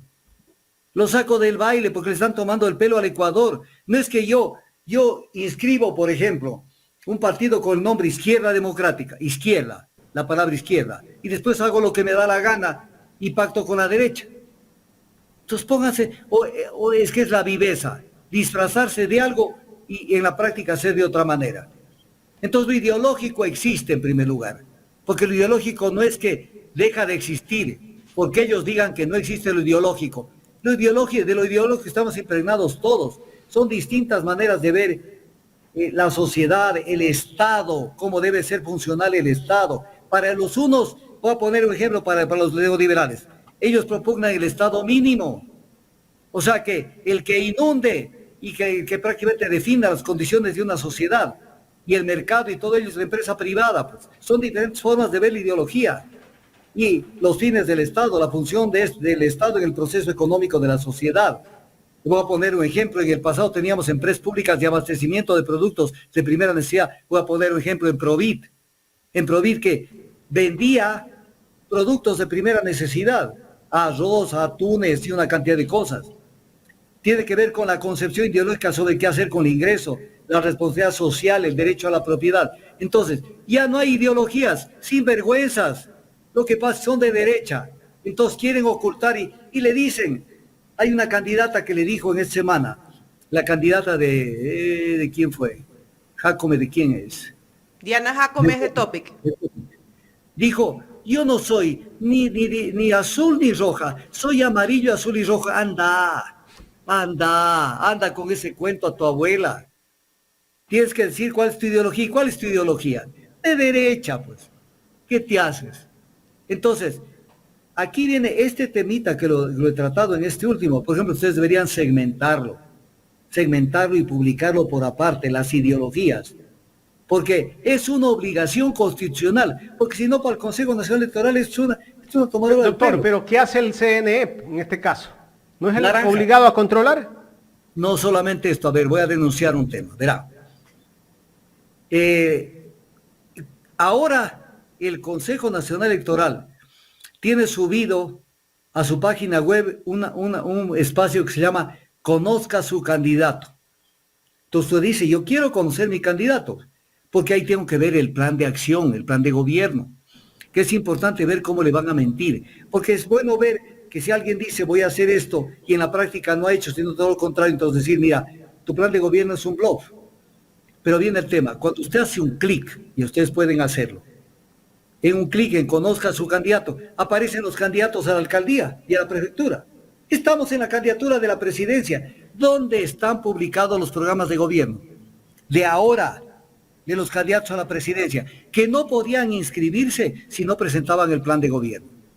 ¿Dónde están publicados para que el pueblo intente? Pero doctor, lo que van a decir es que están en ese proceso de impugnación y de revisión, y hasta que no tener definida obviamente cada una de las candidaturas y pasado ese filtro, quizás no lo han publicado, porque bueno, siempre tienen una respuesta. Y le digo esto porque en varias declaraciones dijeron que estaban trabajando en las plataformas web, en el reconocimiento de los candidatos, y que aún no estaba totalmente definido y que seguían revisando las impugnaciones, que fue cuando manifestaron lo del señor Carrillo. Vea, mi querida Carlita, solamente hacer un copy-paste nomás. O sea, yo cojo los programas de gobierno de los candidatos inscritos, que en este momento están inscritos todos ya. Ya están todos inscritos. Lo que están discutiendo es algún tema de las listas seccionales. Entonces, publiquen, para que la gente vea las mentiras, no es que va a ver las verdades. Entonces vaya a aparecer gente que va a hacer temas de salud cuando fueron un fracaso en la salud. Voy a poner un ejemplo. ¿Por qué lo sacaron a Sonejorge del gobierno de Moreno? Y lo sacaron con una patada atrás y por la puerta de atrás. ¿Por qué fue, doctor? Porque fue el fracaso total en el tema del COVID, pues. En el tema del COVID, si a él le encargaron el tema del COVID. Y fue un fracaso total. Y lo sacaron. Porque salió Pero por también la puerta. recordemos que en ese tiempo nadie quería dar la cara en el gobierno de Moreno. El único que salió, aunque sea tomarse la foto, era foto. Sí, era la foto. Pero era la foto nomás. Porque en la práctica se quemaban los cadáveres en la calle. Pues. Así es. ¿Por qué no le vuelven a sacar los cadáveres en una propaganda? Los cadáveres que se quemaban en las calles. Eso es cuando el gobierno le encargó el tema de la salud a Otto. Entonces, ¿por qué él dice que la experiencia del sector público. ¿Cuál es la experiencia? El cortísimo plazo que estuvo en la vicepresidencia y que fue un fracaso. Porque ¿qué otra experiencia tiene el sector público? Ninguna. Entonces todo eso hay que decirlo. ¿Cómo hay que decir esto que es importante? Si ha habido algún fracaso de una política pública, un fracaso contundente, un fracaso hacia lo bestia, fue el tema del Yasuní Tetep. Cuando se hace cargo la señora Baki, y comenzaron a vender humo afuera, y eso no funcionó, porque no podía funcionar porque tenían una llave que no abría el mercado del carbono. Y entonces en ese fracaso, ¿quién trabajó en ese fracaso? Eric Herrera, fue parte del equipo de Ivonne Baki, que pensando recaudar 3.600 millones de dólares, que es una cantidad, una puchuela para el Yasuní, solo recaudaron 13 millones. 13 millones de 3.600. ¿Se puede usted imaginar lo que es eso? Entonces, eso es más o menos el 0.0, ni siquiera el 1%, el 0.3% de lo recaudado. Y en ese fracaso, y ahora sale Eric Herrera y dice que van a volver a insistir con la comunidad internacional porque ahora hay más posibilidades de alcanzar cooperación internacional. Ahora es una ignorancia total, ahora hay menos posibilidades, porque con el Acuerdo de París ya existen menos posibilidades en el mercado del carbono. O sea, o son ignorantes o le toman del pelo al Ecuador. Entonces publiquen los programas para poderlos criticar y que el pueblo no coma cuentos, pero publiquen. Pero este Doctor, tema del ideológico es importante que lo vean, porque en esto le están tomando del pelo al Ecuador. bueno, ya se fue Carlita, doctor, ya tiene que ir a clases, iba un poco atrasada. Espero que no le pongan multa. A ver, por acá está viniendo a despedirse. Ok. Doctor, ya me voy, un abrazo, nos vemos el miércoles. Nos vemos, cuídense mucho. Doctor, pero en el tema de los planes de gobierno, que hay que ponerlos en la página, está bien. Pero ¿de qué sirve ponerlos en la página si el CNE nunca controla eso cuando el que gana las elecciones ostenta el poder? Resulta que no cumple, pues. Este gobierno no cumplió. Se presentó el tema de la revocatoria de mandato. Nunca pasó nada. Pero espéreme, Jaime, pero es importante que los publiquen, porque lo más importante de esto es conocer qué tiene cada programa, para de esa manera destaparle ante la opinión pública.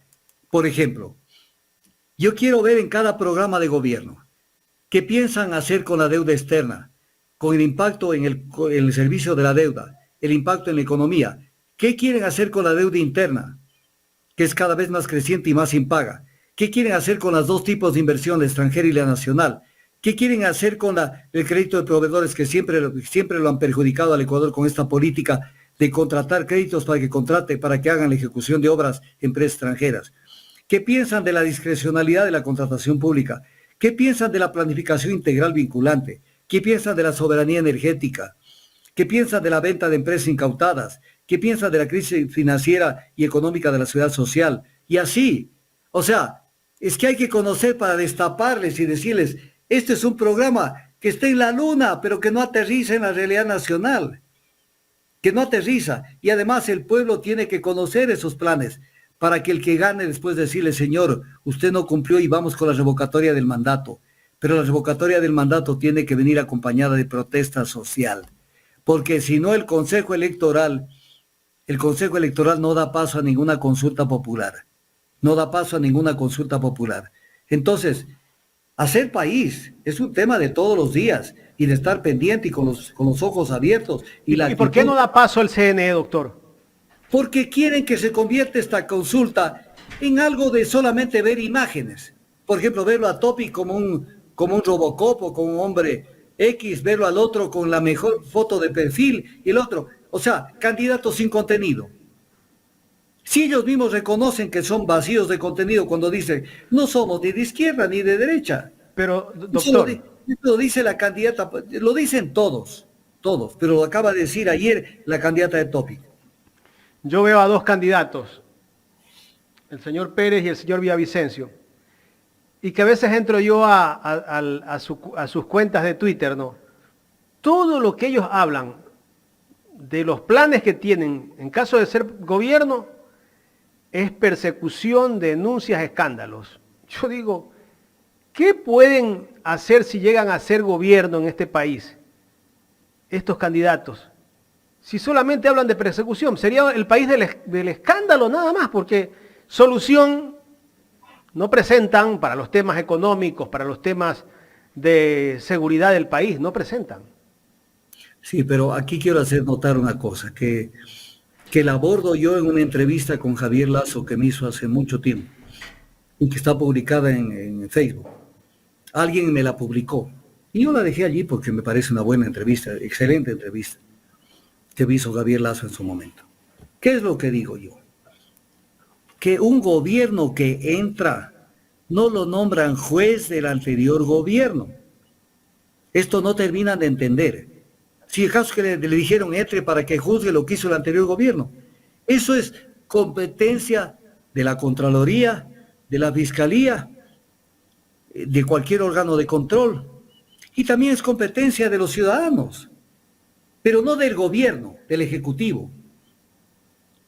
Sí puede ser de la Asamblea Nacional, porque la Asamblea Nacional no le puede hacer una cortapisa de que no pueda hacer una fiscalización, que no solamente sea del gobierno que se regiría desde que ellos son designados.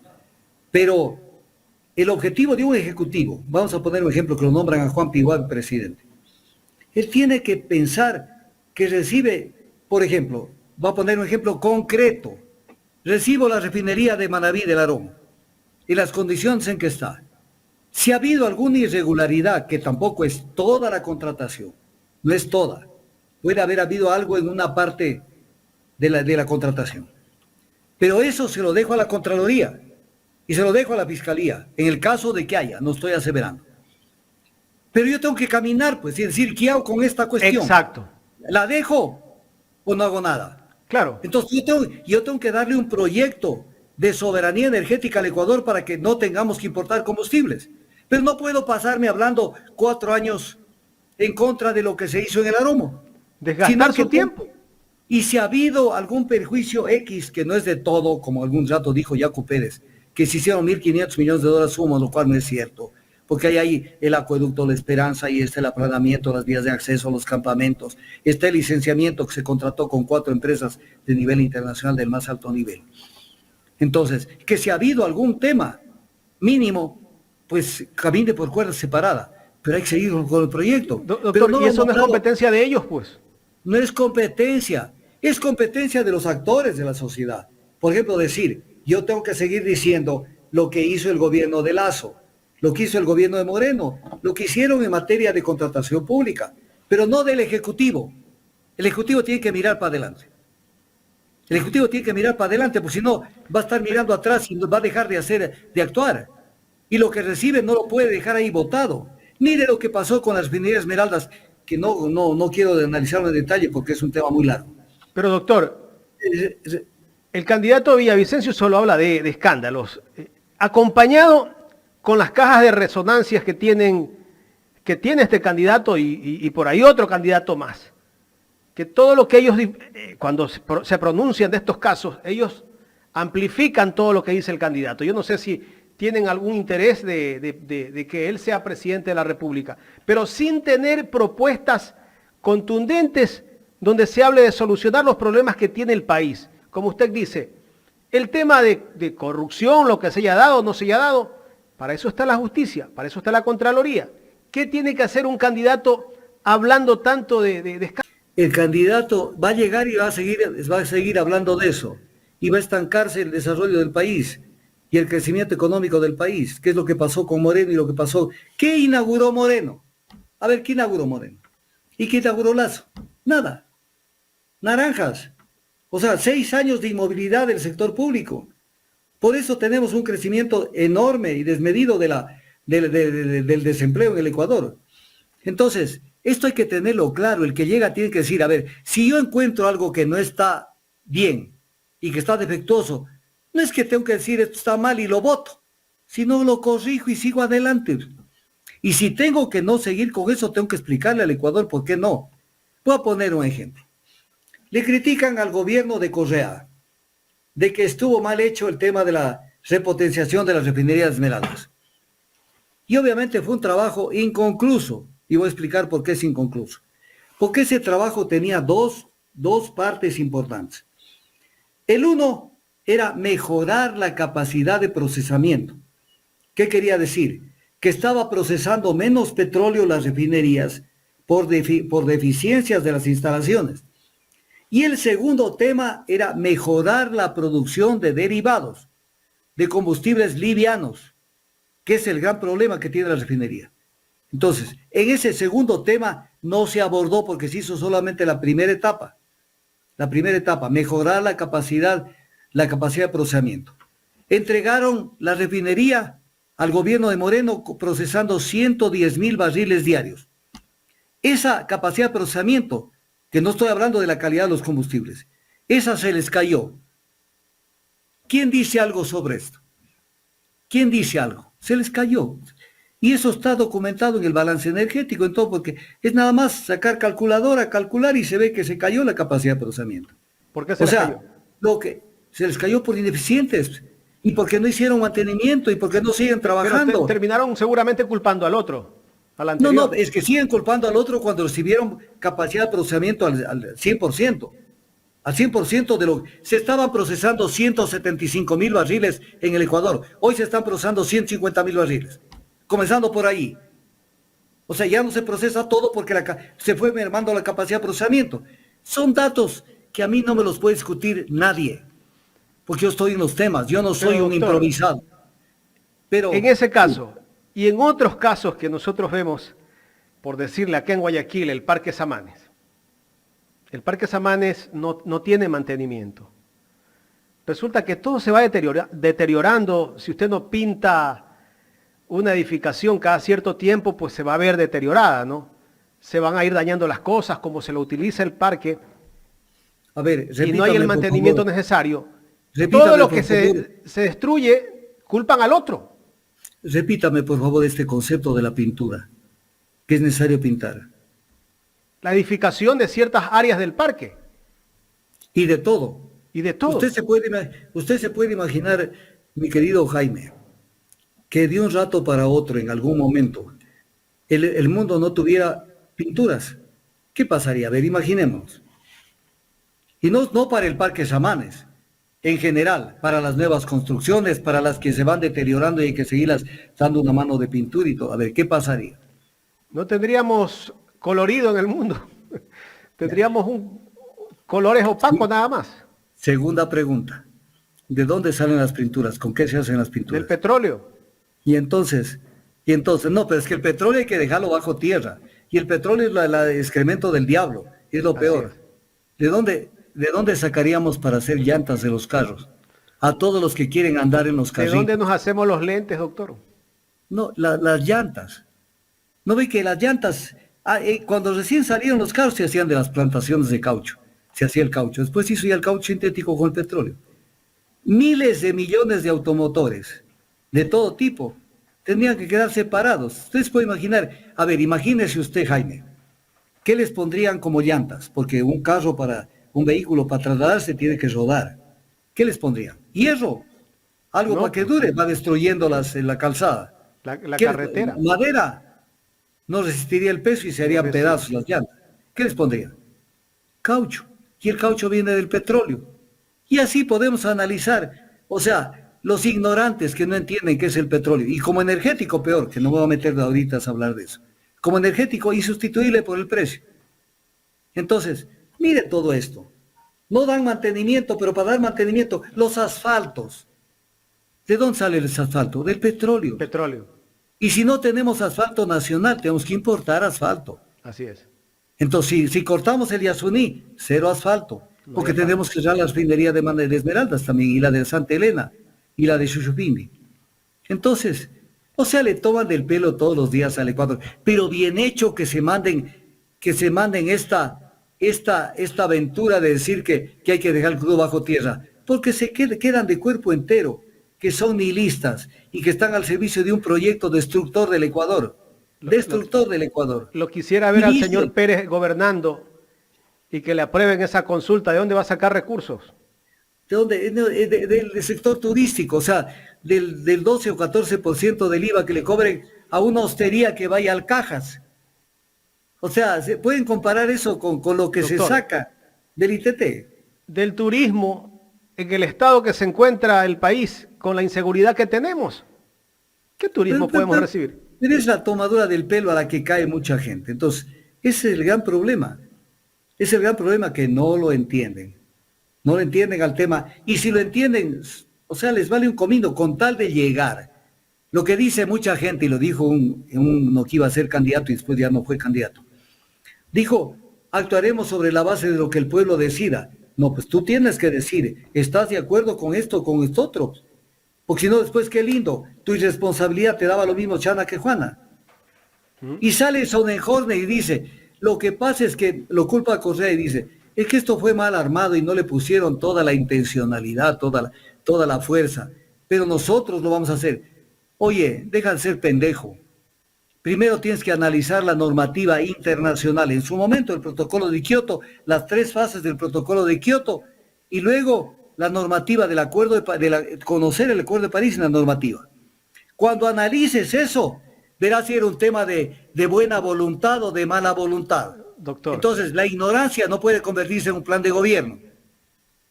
A Sonnenholder lo venden ahora porque viene de Harvard, haciendo una maestría. Pero de Harvard también vino Maguad y nos hizo pedazos con el tema del feriado bancario. De Harvard han venido montonera de gente que han hecho pedazos al Ecuador. ¿Qué hablan de Harvard? Si Harvard no es nada más que fabrican líderes del neoliberalismo, líderes deshumanizados. Esos son los de Harvard. Entonces, es que están, y acabo de venir la candidata de no sé quién, del otro también. Vengo de Harvard y he parado los estudios porque estaba estudiando con Harvard y ahí me conocí con Otto. Doctor. Primero, cámbiese de apellido, como han hecho otros. La señora Conejo se llama Pacari. Se cambian de apellido y ya. Póngase un apellido más potable para que la gente pueda pronunciarlo. ¿Qué sé yo? Salcedo, Jaramillo, algo así. Sonnenhorst, chuta. El otro a mí se me hace difícil, doctor. Chuta, pero es que es así. Son etnias que vinieron porque no tenían opciones en Europa. Y vinieron acá y hicieron un plan de conquista y salieron para adelante. Entonces da lo mismo que elijamos un Alcacelser que a un Sonnenhorst.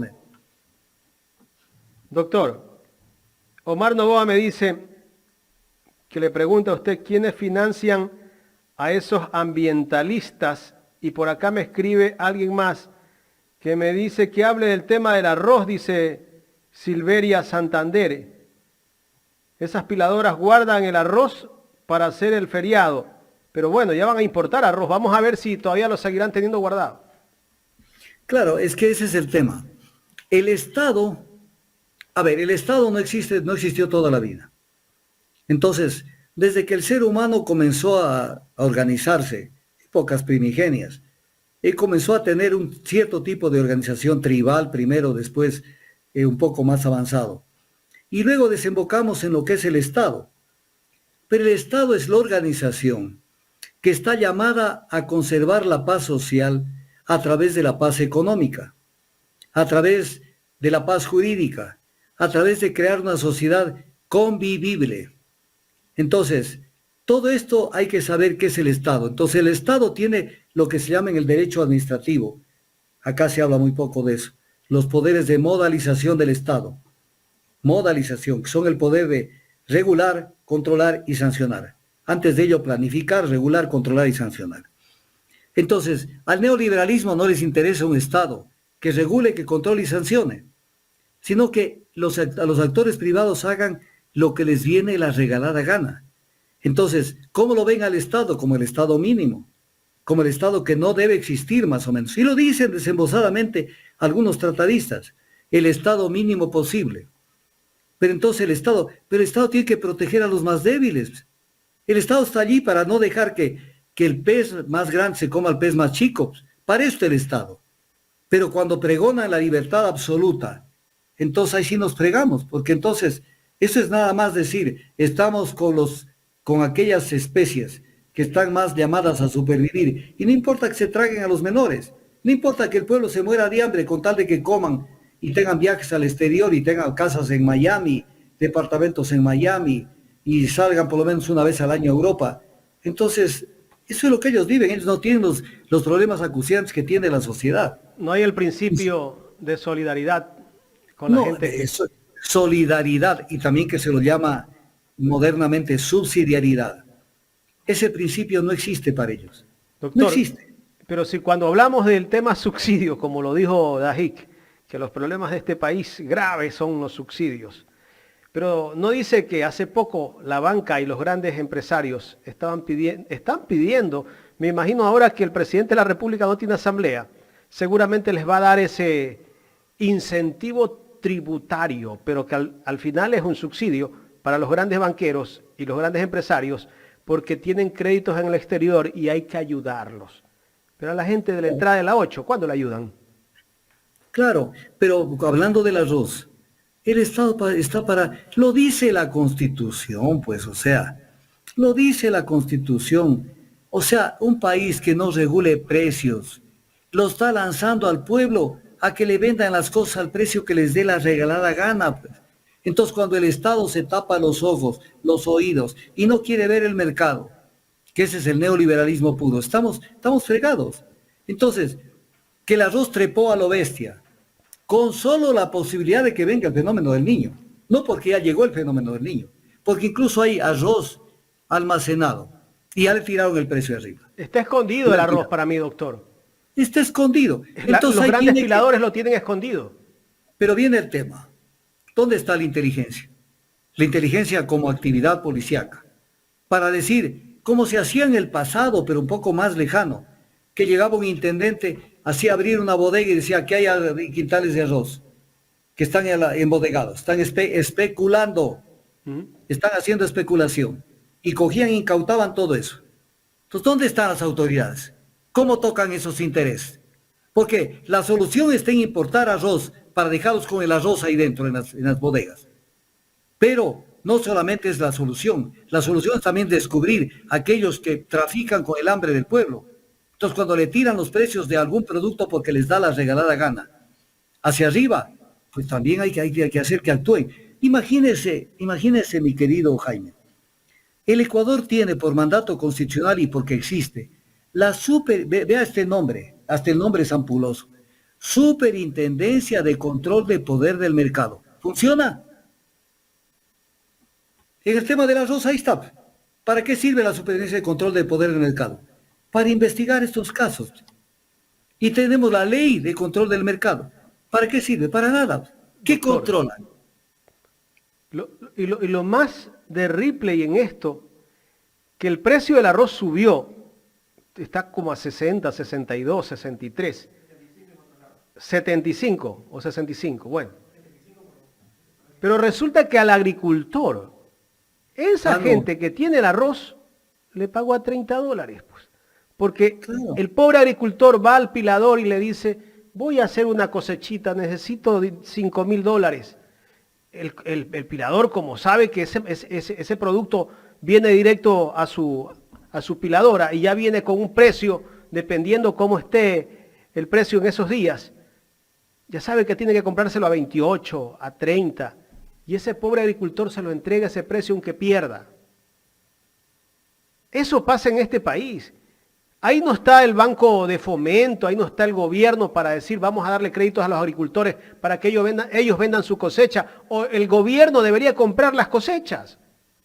Desde luego, pero otro gobierno, un gobierno que primero sea responsable. Porque mire, mi querido Jaime, si alguien se lanza a una candidatura, es porque va a trabajar por el pueblo, va a trabajar por el país, porque aquí es al revés. Yo tengo la mentalidad de favorecer a los empresarios que le hacen daño al país, porque hay también de los otros. Entonces, me meto al gobierno, pero no para proteger al pueblo, sino para facilitar el despojo al pueblo. Entonces, no hay políticas de acopio de productos, de eliminación de intermediarios, porque las papas le compran a $4 el quintal en Turcamp, pero ya en los centros comerciales de acá de Quito, por poner un ejemplo, ya está en 40 el quintal, pues. Entonces, ¿de qué estamos hablando? Pero ¿dónde está la política agropecuaria? No existe ni política agropecuaria, ni ganadera, ni nada. Prefieren botar la leche botar la leche cuando cuando hay más producción de leche. O sea, ese es el Ecuador que no existe. Y que muchos de los que llegan a la presidencia, cuando llegan, se olvidan de estos problemas que son diarios, que son contingentes, que son de todos los días. Y que hay que resolverlos, porque no tienen la menor idea de qué es lo que tienen que hacer. Un país con eslogans y clichés no se construye. Se construye con el conocimiento de los problemas y cogiendo el sartén por el mango, usando el poder, porque el poder no está ahí de adorno, y poniendo en orden productores, comerciantes y a todo el mundo. Mire, por ejemplo, la salvajada de la importación que viene de contrabando de todo lo que son legumbres y una cantidad de cosas del Perú. Pasan por las fronteras y nadie controla. Yo como aquí en Quito fruta peruana. Y ya no hay la fruta ambateña. La fruta Ya de los aquí colapsaron. y muchas veces la Entonces, fruta de aquí se pierde en el campo porque no hay, o sea, o se la pagan muy barata, porque así son los mercados y no hay control, pues. Entonces el agricultor dice, yo prefiero que se pierda en la planta. Eso ocurre. pero es que es así. Y cuando habla, voy a hacer una operación matemática sencilla. Cuando habla de aquí de que hay que eliminar los subsidios de los combustibles, mire usted, el transporte terrestre, en la mitad de lo que se gasta en transporte terrestre, no, es mucho más grande. El 68% del transporte terrestre, imagínense esa cifra, 68 son más de las 2/3 partes. Se utiliza el combustible en la carga pesada, que es 40%, más o menos 42%, y en la carga liviana. Entonces viene la pregunta. Elimina los subsidios, los supuestos subsidios a los combustibles, a la carga pesada y liviana, a ver a dónde van a parar los productos de primera necesidad. Entonces, entiéndanlo al problema, no es un problema así nomás, elimina y punto. No hay programas para poder enfrentar ese tema. Y un país especulativo, cuando usted analiza el Producto Interno Bruto del Ecuador y ve el sector industrial, llega al 15-16%. O sea, somos el país especulativo. En este país se inauguran malls y no se inauguran unidades industriales. Por eso es que no tenemos un buen movimiento obrero que antes habían esos sindicatos, porque ahora no hay obreros, todo es especulativo. Y el campo, como no se ha industrializado la producción agrícola, estamos retrasados. Pero estos diagnósticos los harán los políticos, de todo tipo los harán. Y con detalle, no los hacen. No Lo que pasa. quieren es llegar al figureteo, llegar allí y pare contar. Entonces, ese es el tema de nuestro país. Doctor, quiero agradecerle por este análisis de esta semana. Muy interesante, hemos hablado de varios temas. Ahora sí le propongo para la próxima semana hablar el tema de Rusia. No hay problema. Ucrania. El tema de Rusia-Ucrania es sabroso. Sabroso, el tema de Rusia-Ucrania. Porque es increíble, solamente termino con esto. Anoche estaba mirando algo del cable internacional pasado por las empresas de información. Oiga, cajas de resonancia. Lo que hacen es coger lo que dice el cable, que ya viene filtrado por las cadenas occidentales, y es como que les consta. Y dicen, esto está pasando. Entonces, por ejemplo, hoy en la mañana, pasaban esto. Y dice, miremos cómo vive aterrorizada la población de Ucrania. Porque se prenden las sirenas ante la posibilidad de un ataque ruso. Y dice, esto afecta a la psicología. No pueden dormir. Y pasaban una imagen y el sonido de las sirenas que ululaban ahí. Entonces la gente ve eso y dice, estos rusos son malvados. En primer lugar, esto lo presentan. ¿Y por qué no presentan las del otro lado? Que en Rusia también deben tener sirenas de alarma cuando hay ataques ucranianos. ¿Por qué no presentan eso? O sea, siempre es sesgada la información, tanto en lo nacional cuanto en lo internacional. Por eso es que hay que liberarse. Hay que liberarse para poder hacer un entendimiento más cabal de lo que pasa en el país y en lo internacional. Así es que yo encantado de tratar ese tema. Listo, vamos a hablar solo ese tema la próxima semana para que quede en el canal. Ese Pero tema nos que es reservamos un pedacito por si acaso pase alguna cosa. Porque verá, voy a hacer de pitonizo. Me voy a anticipar. Se va a adelantar al tiempo. Verá, que esto ya ha pasado. Verá, pasó en la alcaldía de Quito. y ha pasado en otras partes, en Guayaquil también creo que pasó. Verá, van a avanzar las elecciones y aparecen las encuestas. Aparecen las encuestas reales y las encuestas que son para confundir a la gente. Y aparecerá nuevamente ese datos mintiéndole al Ecuador. Pero verá, ya avanzadas las candidaturas, vamos a una apuesta aquí. Que habrán candidatos que renuncien a la candidatura y digan que mejor voten por fulano o por mengano. Lo cual es inaudito. ¿Por qué? Eso va a Porque pasar. eso va a pasar. Eso va a pasar. Así es que hay que prepararse para que vean los sapos que son, los truchas que son. Así es que es lo que pasa. Pero no se olvide, ese espacio de lo ideológico es importante que la gente vea. Porque esto va a ser el pan de cada día, de todos los días de la campaña. Ya no hay izquierda y no hay derecha. Y las ideologías no existen. No hay que decirles entonces, si no existen las ideologías, sencillamente ustedes están fuera del sistema democrático, porque están observando el artículo 108 y el 109 de la Constitución. Si Lucio Gutiérrez dijo que él no era de ninguna ideología, pero mire con quién está Lucio Gutiérrez ahora, con el partido que lo votó. Con el partido que lo votó. Cintia Viteri fue la que lo votó sin juicio político a Lucio. Y ahora están de codo a codo ahí con Topic, que dicho sea de paso, es de lo que se ve de encuestas, Topic es el fracaso más grande. Está por los suelos, creo que está por el 2%, por ahí anda. Pero yo digo es de Ripley, ¿no? Pero es el país que tenemos. Pero es el que hay que cambiar.